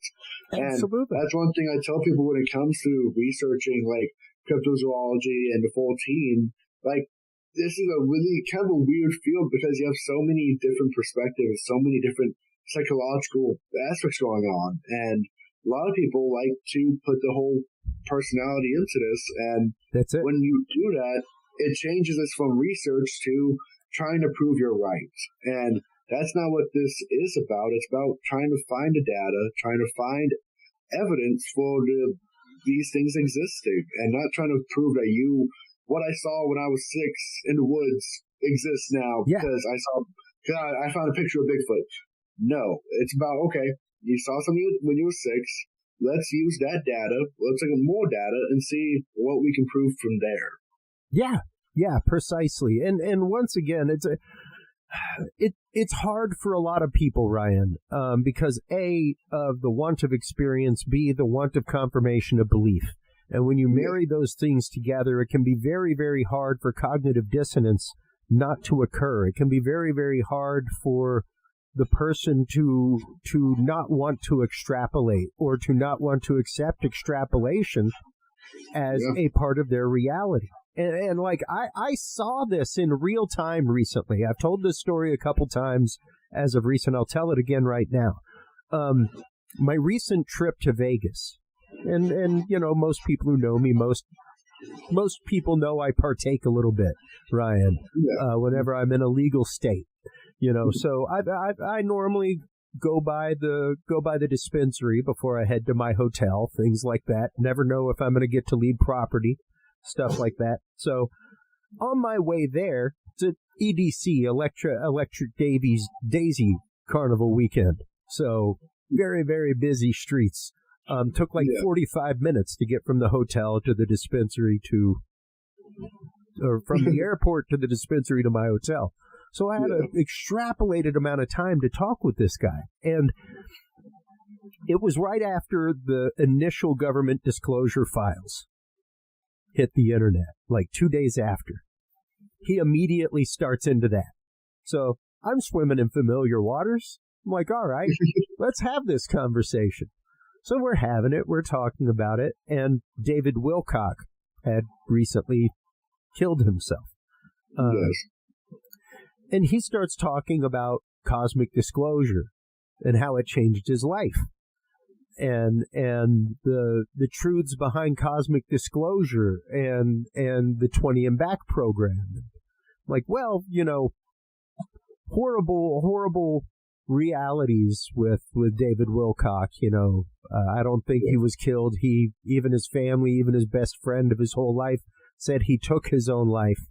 That he'd been struggling with these things for decades, for years, for just about his whole life. And then I started laying out the last 5 years of financial woe and why you haven't seen David on things. And the truth behind Corey Good and the show Cosmic Disclosure and the lawsuits between him and Gaia for them using his intellectual property because he said he created the blue avian aliens. Not that they existed and that he created them as his meditation guides. So nobody else has seen them. They don't exist. Everything else was fiction. So I literally got to watch the edifice and shoring up of this person's belief over the last 10 years of their life, watching these things and having moments of revelation in their life and stuff like that, come to a confrontational head when they found out that the person that they had been listening to had avowed himself to be a liar in his own court deposition, that all of that was fiction and not real. And I was like, now that doesn't change your moment of revelation, my friend. It doesn't change your awakening. It doesn't change that, but it's something that you need to take into consideration. No, you know? It's like it's the same thing. Like one thing I've kind of thought about when it comes to like revelations and things like that. Think of the whole drama right now going on a couple months ago with the Patterson Gimlin film. Like some people are saying like, well, this new. I've not watched the film. I don't. Very few people have outside of that audience in Austin, Texas, buddy. Yeah, I was not in the audience, so I do not know if it was real or not. I have not watched the film, but so many people are saying, well, we have this evidence, so this means this video wasn't real. So they say, because the passing inland film isn't real, then nothing's real. And I'm like, well, no. Doesn't work like that. Doesn't work like that. But like, I've had to talk to so many people, like, okay, worst case scenario, if Patty is proven to not be real, that doesn't mean Bigfoot isn't real. Like, we've used a lot of data off of that. Yes, we've used a lot of body measurements and all that to perceive like what Sasquatch will look like biologically, but that doesn't mean the creature isn't real. Like, if you've seen Sasquatch, if you have eyewitness testimony, just because one video might be proven to be not real doesn't mean your experience wasn't real. And a lot of people, that's a revelation of like seeing the PG film for the first time. How many of our researcher friends have seen saw Legend of Bobby Creek or saw Passing Gimlin in film, and that's what got them into this field? That's right. And for me, I'm like, if it is proven not to be real, I don't know. I do not have an opinion on it. Don't quote me on it. Like, it doesn't change your perspective. It doesn't change that you got into this field, and there is actual evidence here. There have been videos, there have been audio recordings that we can look at, and also stuff like that really makes me think of like what we should be doing is not really analyzing a lot of video, not be analyzing a lot of audio, but getting into the field itself. That's it. Like, look at people like Jane Goodall and researchers like that got into the woods.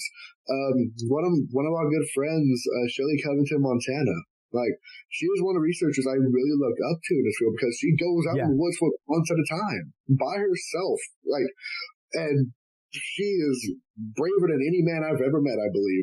And those are the researchers we need here, and people to actually go out and look for the data in the field itself. And talking to eyewitnesses is great, and that is a part of the data set. Absolutely. But nothing can be proven if we're not out there looking for these creatures and not looking at an AI image on a computer screen. Like, that's not going to get you really anywhere.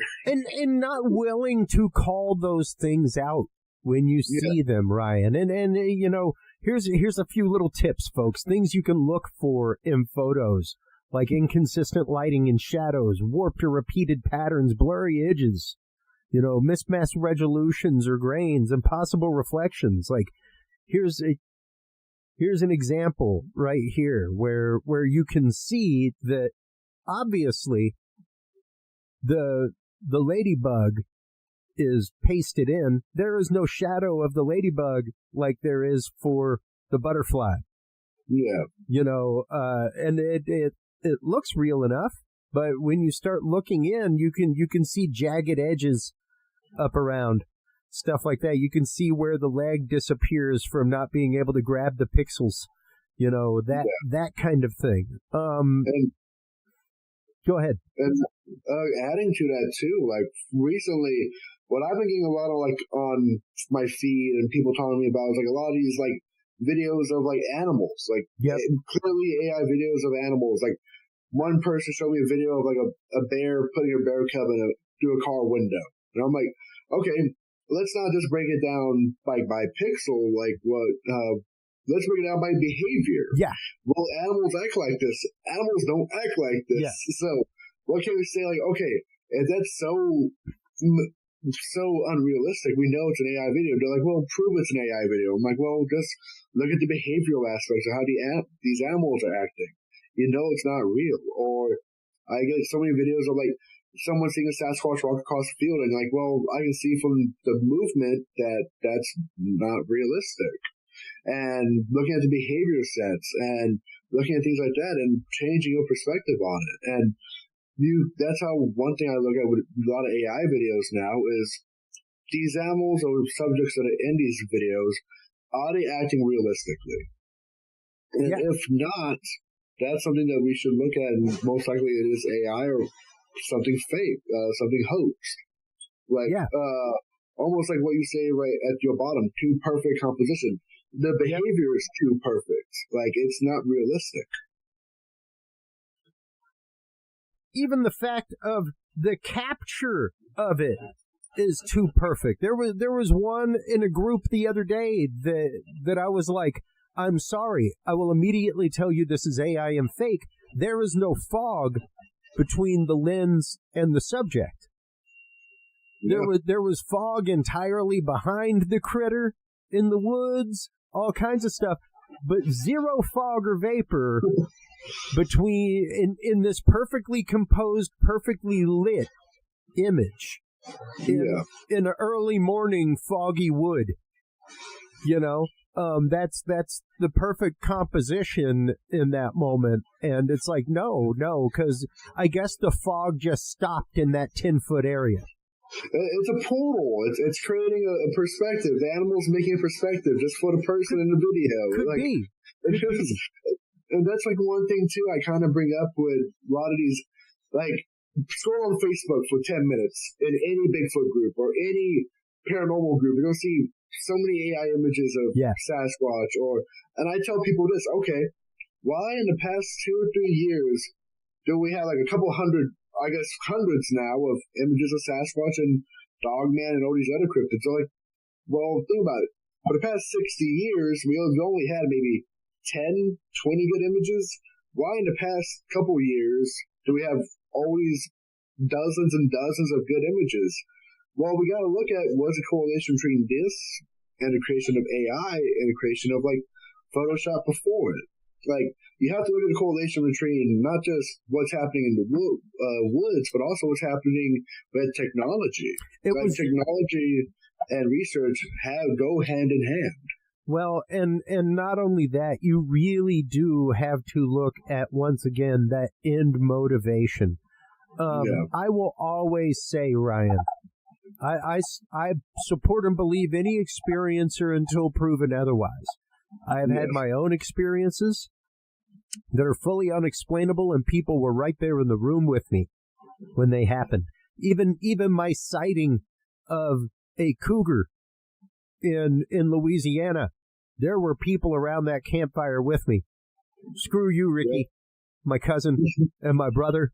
I am telling you right now, I saw a jaguarolus. It was huge. It was big. And there were people right there with me when it happened. Nobody else saw this thing. Okay. Yeah. However, it's one of those, we have to be willing to take a step back from that. We have to be willing to accept the fact that while we can believe everybody, for a true experiencer, it's rarely worth the effort to come forward. And then I will give two examples. Number one, Betty and Barney Hill. I am good friends with Kathleen Martin, the niece of Betty and Barney Hill, and she has had her own experiences of abduction, things like that. But she was warned by her aunt during the investigations and stuff that, honey, if this ever happens to you, you keep your mouth shut. Don't you tell anybody. It's not worth the upset of your life to tell somebody about your experience. It's not worth it. And Travis Walton, and his friends, whose friendship deteriorated over the years. But like, good God, man, Mike Heston Rogers, his buddy, like, lost national logging contracts. They were all suspect of murder during the days he was gone. Like, they took polygraphs to the fact that they didn't murder him in the woods, man. Like, that stuff will change your life. It will change the way you're looked at in a community and on record for the rest of your life. And it's not in the vested interest of the average encounterer to come forward. Now, here's the thing. It is in the vested interest of a lot of people to put content out on the topic and to make content on the topic and to create original, sensational content on the topic. It didn't used to be. It used to be extraordinarily hard to put forth fakery and to make a rouse with it and to get a community going with it. It's extraordinarily easy now. To the point that, like, the technologies are to the point where my 9-year-old can use them. My 9-year-old knows how to use this program that we're using to record this. Wow. He knows how to use Photoshop and things like that. He's also your kid, Chris. So true. He has your gift as well. I can see. But I'm telling you, man, like these are you teach junior high students. It's a junior high students are no stranger to Photoshop and putting things into images and making videos and viral videos and all of that stuff is monetizable now. It did not used to be.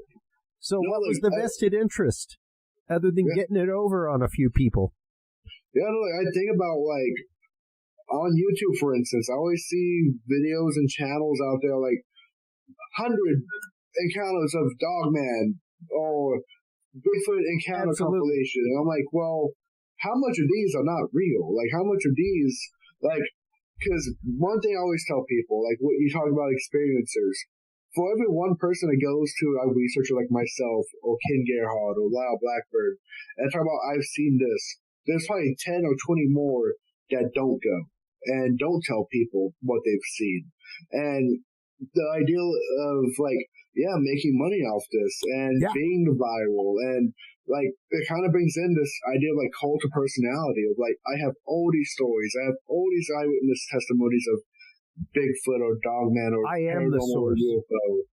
Yeah, and that's when it comes into this is not research and this is the more of the not really fantasy, but the monetization, the media aspect of it. Absolutely. The TV aspect, not the real research by the book aspect of this. Well, and that's just it. That's just it. And once again, it is incumbent on all of us who call ourselves investigators or researchers within these communities to approach everything with a healthy capital S, Superman-esque skepticism. And that is a prove me right. Yep. Assume the fact that what you're looking at is just another piece of data and learn to just look at it as another piece of data instead of looking at it as what confirms your belief. Because it should take something extreme to convert. It should take something no less extreme than the moment that made you believe. Yeah. No, and that's the thing too, where I feel like skepticism has kind of become almost like a bad word in a lot of these fields. It is. And I tell people, it's okay to be skeptic, but if you're maybe a non-believer or you're always wanting to poo-poo the evidence, that's when it's no longer skepticism. Yeah. But skepticism is welcomed everywhere. A detective is supposed to be skeptical.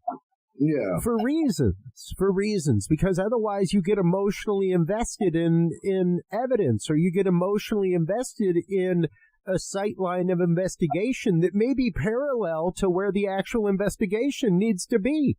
But you're so myopic in your belief and in your held belief that you can't skepticize your way to another way of thinking. No. You know, and my job as skeptic, just so you know, folks, the proper job as skeptic is to be looking for the data that changes your mind, to be looking for the data that informs your opinion in a different direction. So my skepticism comes through my informed opinion of what I know in photography, videography, software, all these things, and 20, 30 years of doing it for a living and being a content creator and creating content for people and things like that as part of my job, you know, and renovating images and recovering photos, video, audio for years. This has been what I specialize in and do. So, when I see something that is extraordinary, I shout it from the mountaintop, you know, but I also will fully say, here's an image right here. Here's a prime example. Let's just say, you know, we have this image of Bohemian Grove, you know, and the great owl from 1932. Okay, folks? Now, I will tell you right now, not This is AI. If you watch carefully, on occasion you'll see this image bounce across the screen over my left shoulder in the background. This is some of our AI artwork. And if you notice, if you zoom in, there are 0 actual faces on those people. Yeah. Like to a creepy Pink Floyd The Wall-esque looking mask over their face.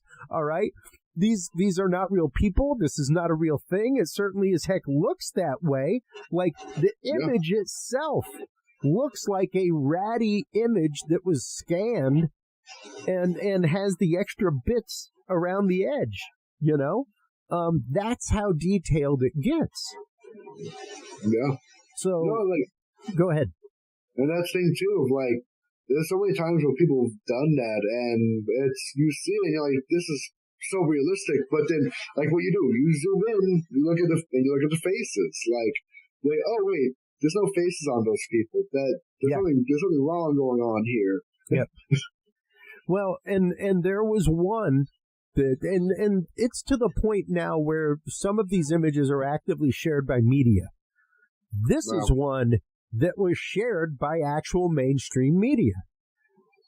It was of the pilot that was shot down in Iran. That was, you know, rescued, everything else. And when you start looking at details, when you start looking at things like the guy in the background, his glasses look like they are just pasted on his face. Yeah. You know, when you look at the watches, they're the exact same thing. The flags are not in the proper spots. Yeah. For soldiers or on uniforms. Well, you know, right, when you count the lines anyway. There aren't.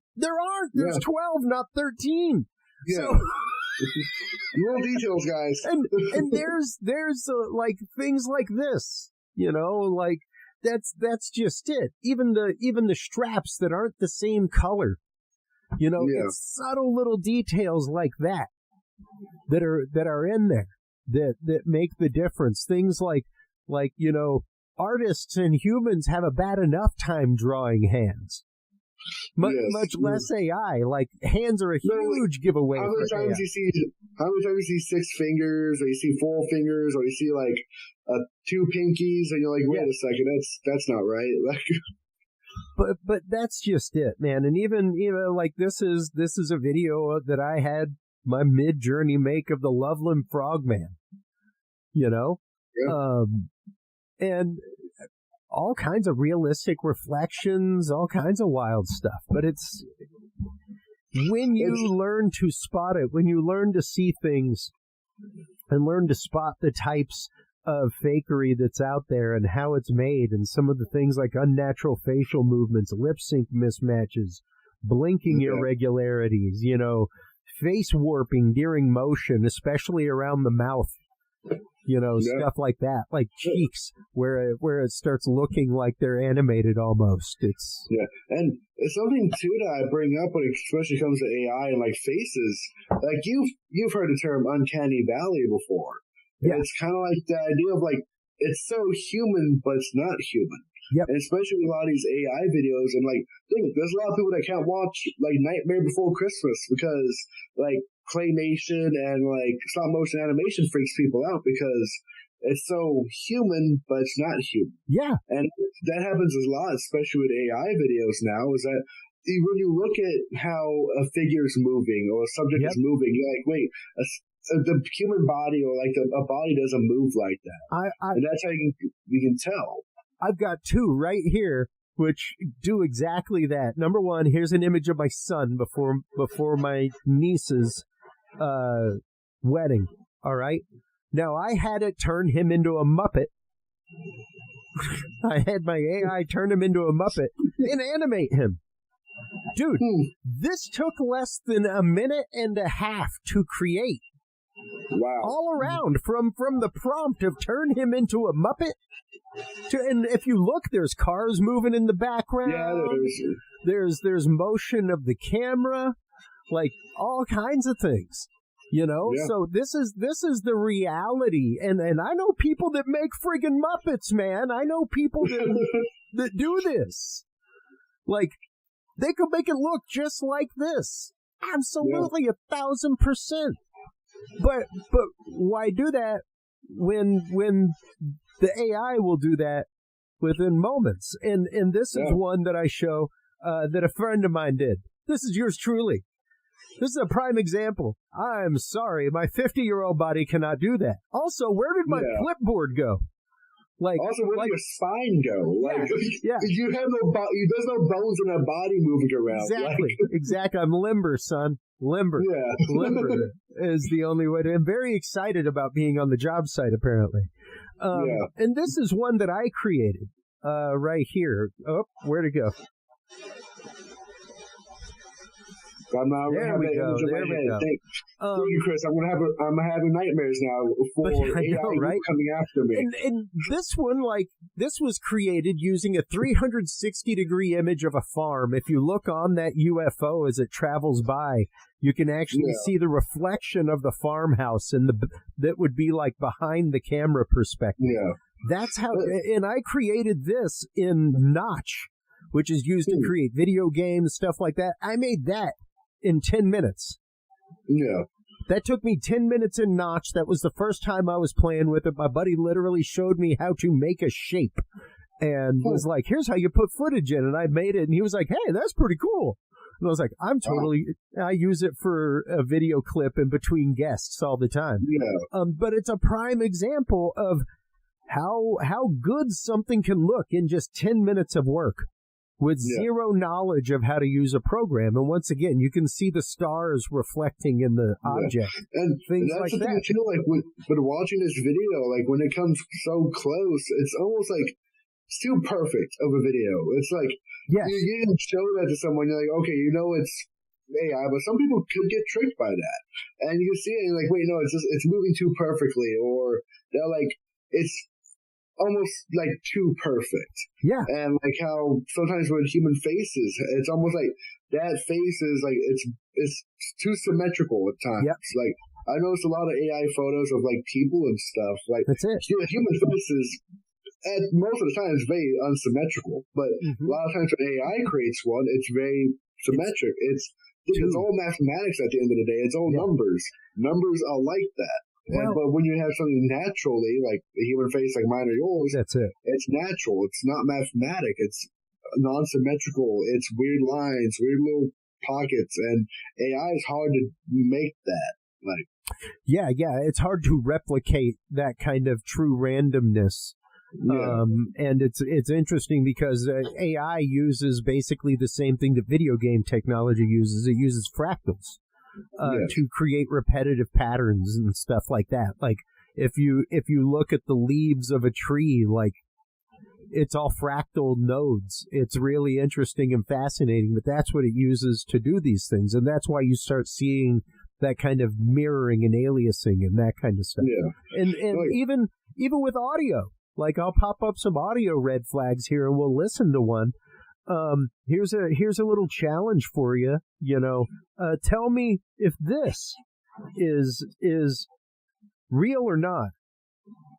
Have you ever considered that reality?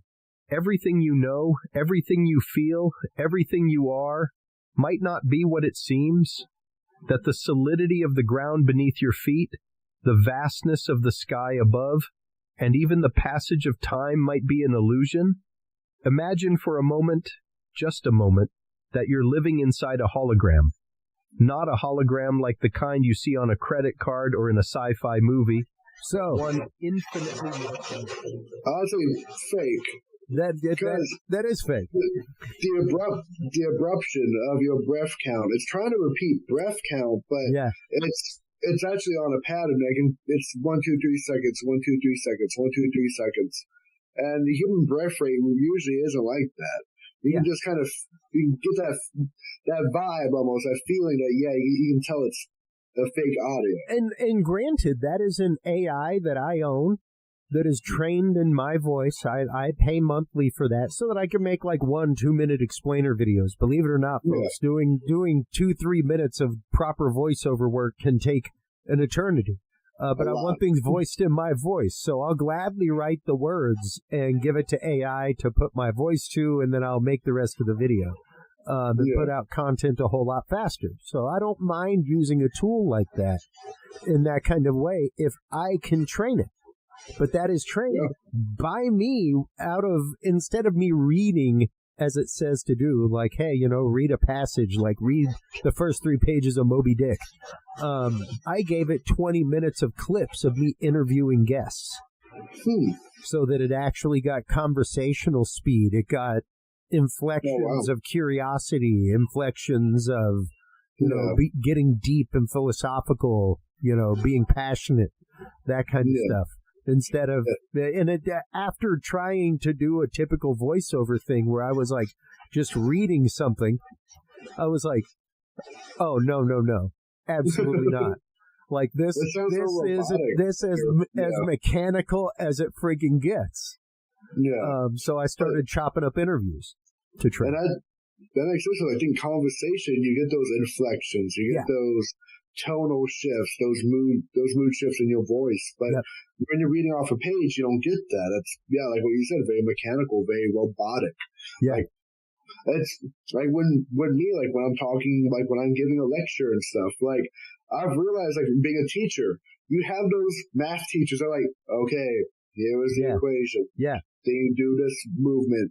Then you have the people like, okay, first let's do this. Okay, then we have to do this. Then we'll make sure you have that tonal shift. You have that those inflections. And I'm like, I've realized over my years that, okay, when you have inflections in your voice, it usually keeps people's attention. Like, Dynamics. When you're really robotic, you're going to make people fall asleep. Yeah, and that's just it. But that's part of it too. Is that sadly and horribly, good data is not sexy, Ryan. Yeah. Good science is not sexy science. And we have to make science sexy again. We have to make the boredom of science sexy again. The repetition, like I love the show Skinwalker Ranch. All right, there's some wild stuff going on at that place. I've heard about it for decades, man, in the communities I've in. And the one thing that cracks me up more than anything is the people in the communities who are like, oh, what, did they launch a rocket at it again? And it's like, oh, you mean, what, did they do the repeatable science again? Yeah. Like, the one thing they know that happens is whenever they launch a rocket, something goes down. And they can record it and get data. So you know what you do? You keep launching rockets, dude. No matter what you're doing, launch a rocket while you do it. You know? Like, hey, John's going to go to the bathroom again. Shoot up a rocket. See what happens. You know? Like, that's the repeatable science. Is it sexy? No. It's science. Like with cryptozoology, everyone imagines the guy with a hat in the middle of the jungle with a machete going through the jungle. It's like that's the sexiness of it, but that's not the reality mostly. Like, it's more like, okay, it's gonna be you're sitting in the woods for 20 hours listening for something to make noise. Like when I take people on like investigations and looking for like Bigfoot and stuff like that, they expect finding Bigfoot, which I love that people don't find Bigfoot. But remember, it's a TV show. They clip down 10 hours of footage into 30 minutes. Yeah. If you're going to be out there in the field, you're going to be out there for 8-10 hours. Well, and don't forget, 30 minutes. It's called finding Bigfoot. Yeah. So, still finding. Yeah. It's kind of like it's not called explore. It's not found Bigfoot. It's finding. It's kind of like that's why they call it fishing, not catching. You know, you're gonna spend a lot more time fishing than you do catching. and I'm sorry, but that's the show is fishing. So you may like talk to any hunter. How much are you in the woods waiting for your quarry to come? And not actually shooting a gun. Like, so many hunters I talk to, they're like, oh yeah, I go shooting. I shoot like 2 times in a year. I'm like, you're a hunter. They're like, yeah, I take 2 buck and boom, I'm done. Yeah. But you're in the woods for 2 weeks out of the year maybe. Yeah. But you only shoot 2 animals because that's what hunting is. Like. Yeah.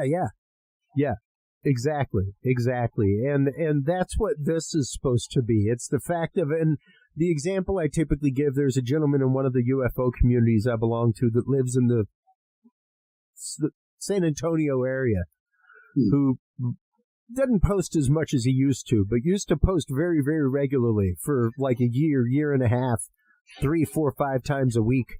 You know, like, I recorded the lights again. I recorded these lights again. Recorded these lights last night at like 2 a.m. And it's like, Lord forfend, it might be one of the 3 airports that surround you. You know, especially if they're happening, like, if it's happening on such a basis that you're recording it 4 or 5 nights a week, is it still anomalous? Yeah. Like, seems like you'd be able to sell tickets to it, or at least like the Marfa lights, where sure, still unexplained, but there's an observation center.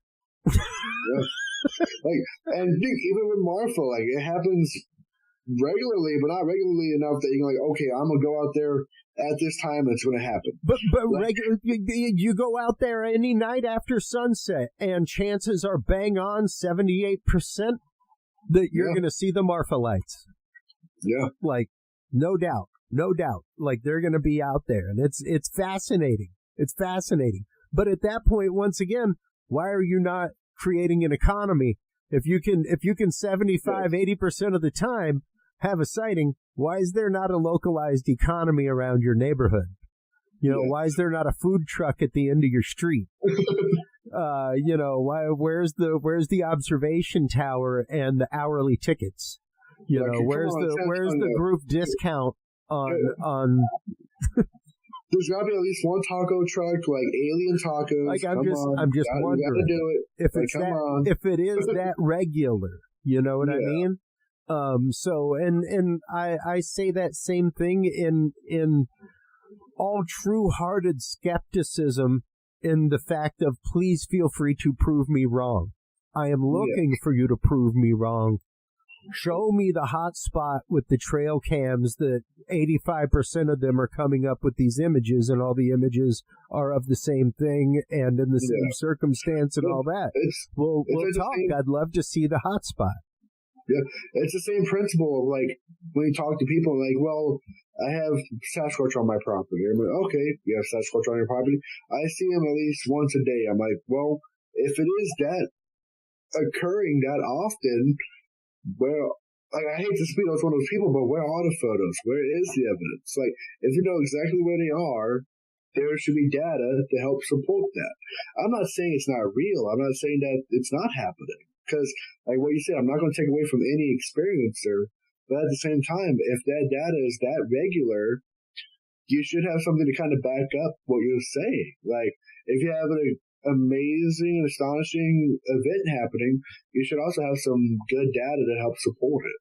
Well, and you know, I'm trying to. It's interesting because I use a different profile on my graphics computer than my personal profile on Facebook.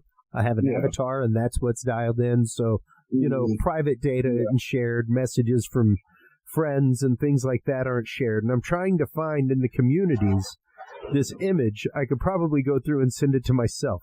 But it was, and it was in the Sasquatch communities.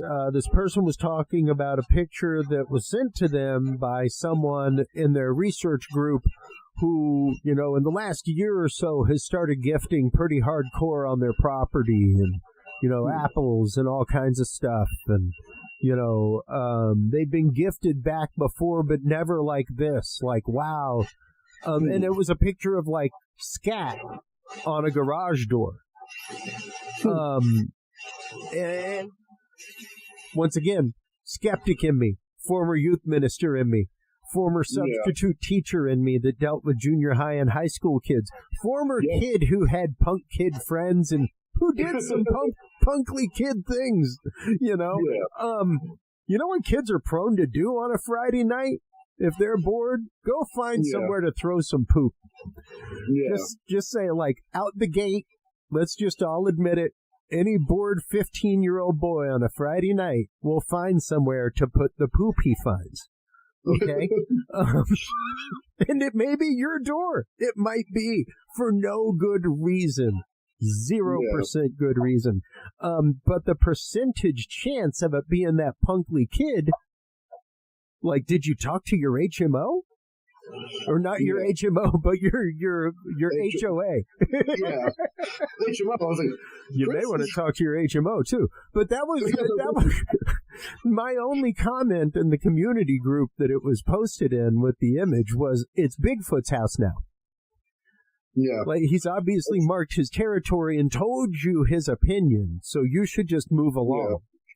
Yeah. No, like, and that's the thing, you see those in the groups all the time. Like, I remember there was a video, it was going around a couple months ago.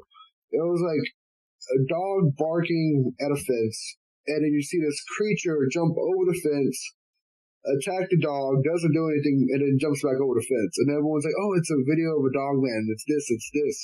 And I remember watching it, and I'm like, how this thing is acting doesn't make any sense. Like, most animals, if you're getting barked at by a dog, you're not going to jump over the fence, try to attack the dog, then jump back over the fence.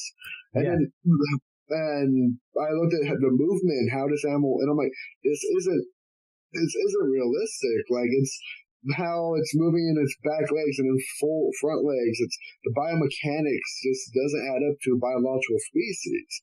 And so many people were like so adamant that, oh, I've seen this. And it's like, well, have you seen this? Because this is something that's most likely AI generated. And like what we said, that belief of wanting to believe so much that you're kind of willing to go against what's logical anymore. Yeah. Yeah, and that was just it for me at that moment with that post in that group, was we have suspended reality now in the what should be plausible and possible and logical. Yeah. And in a group of supposed researchers here. And you have put forth something that makes zero sense. Like, why would what a blessing from the big guy be the first place that you go to? Yeah. When you find your garage scattered upon and with poop strewn all over the door. I would even go the next step of like, okay, you think this is Sasquatch scat? Collect a sample of it. Take it into your local veterinarian, local DNA evidence, and see what we can find. And let's be honest, it's probably going to be something else, not Sasquatch related, but take the evidence. If that's what you think it is, let's grab it. Let's see what it is, and let's try to prove it. Well, and that's just it. That's something that we have to be willing to admit regularly, Ryan, is that it's not going to be a video, it's not going to be a picture that proves it, it's not going to be an audio recording, it's going to be something biological. It's going to be a scat sample, a fur sample, a track with fur trapped in it, with dermal ridges or even oil alleles, what have you. Even like one thing I talked to a lot of people about recently is environmental DNA. That's it. Like, I tell people, like, okay, if you see a Sasquatch print, one thing I've thought about recently is what you should do is collect a sample of the dirt at the bottom. That's right. And get a collection of that dirt and see if there is environmental DNA within that dirt to prove what made that footprint. And if we get enough of that data of like, okay, unrecognized primate, we can find that correlation. Like, okay, if we have all these footprints of an unrecognized primate, they're 13, 14 inches long, they have all this morphology, what else could it be? But that's also the thing I talk to people a lot about DNA. We have no Bigfoot DNA. So there's nothing really to count it against, because when you have a bear sample, okay, we know what bear DNA looks like. We know what human DNA looks like. Yeah. We don't know what Sasquatch DNA looks like. So when we get genetics, it just comes as unrecognized primate. And what I kind of have brought the idea about before is, what if we collect all the unrecognized primate samples we've collected over the years, and look at all of them together and say, okay, all these the same sample from across the United States? Because there have been examples of people bringing here and saying, well, this is marked as primate, but it's an unrecognized primate. Yeah. Why don't we look at all those samples and compare them to each other and see if they are all the same? Then that's correlating of an unrecognized species. Yep. Yeah. And that's just it, man. Is even with that data, we have to be careful. We have to be able to prove that data. We have to be able to back that data up with proper credos and science and that kind of stuff. And the one closing phrase I use every time I present about spotting fakes, that kind of stuff, like what we were talking about tonight, is in an age where anything can be created, the real skill is knowing what not to believe. Yeah. Because no, I completely agree with that. Like, what I tell, I'm a middle school teacher. Like, I tell my students all the time, and you hear in school all the time, collecting your data, collecting your points of references are what's most important. Because right now, the biggest separation is going to be between, not just classes or smart kids versus the kids that don't have the best grades. There's going to be people that can think and the people that can't think. Because right now, just across the board, cognitive thinking and figurative thinking has kind of gotten away from people, especially with AI. And if I can make a 10-page essay using AI, let me just do it. And they don't have that cognitive skill.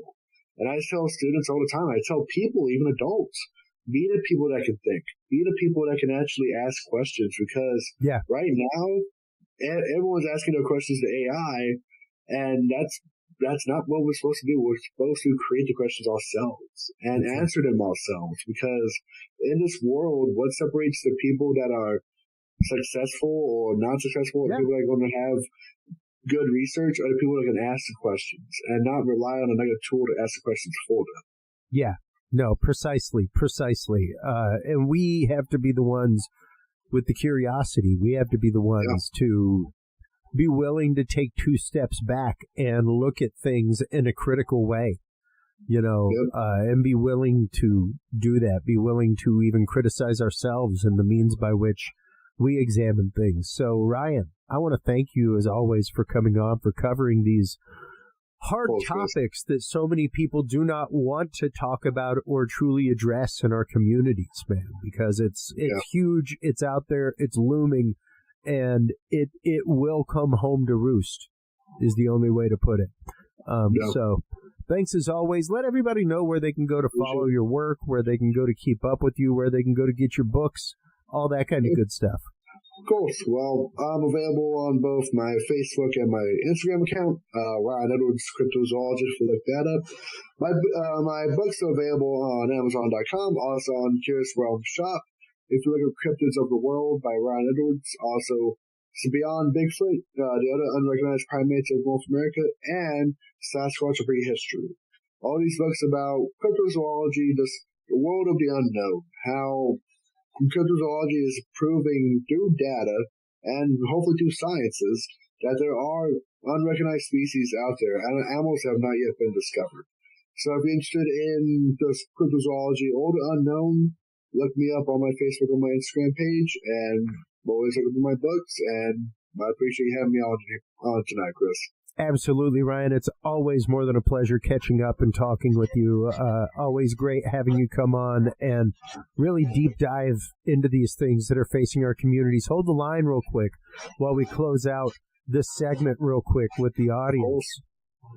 While you are online, everybody, checking out all the amazing work of Ryan Edwards and getting your copy of his books right over there at curiousrealm.com/store, make sure to visit curiousresearch.org. That is where you can find all kinds of documents, not just our archives there, but all kinds of research documents, winged cryptid sightings, alien contact, the Department of War Pursue files, all kinds of things, as well as your copy of the field observation and encounter log if you're a investigator in the world of paranormal, UFO, UAP cryptozoology, if you're out in the field, if you're out taking witness statements, things like that, the field observation and encounter log is your back pocket field log to be able to put down all of your data in the field as it happens so that you are ready to shake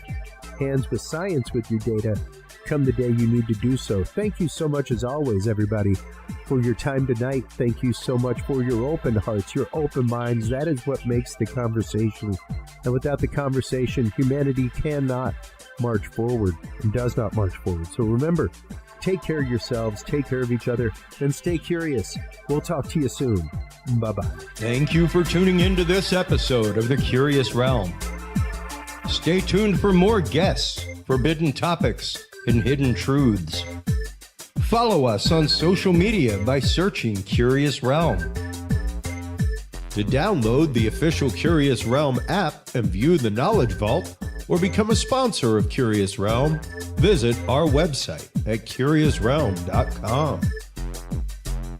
Curious Realm is available on your favorite podcast and video services, curiousrealm.com, as well as KGRA Radio, APRTV, and the official Curious Realm app for Roku devices. Curious Realm is a proud member of the Ground Zero Media family of podcasts.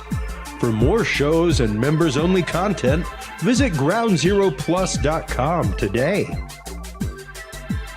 Thanks for listening. Stay curious, and remember, the other side is always watching.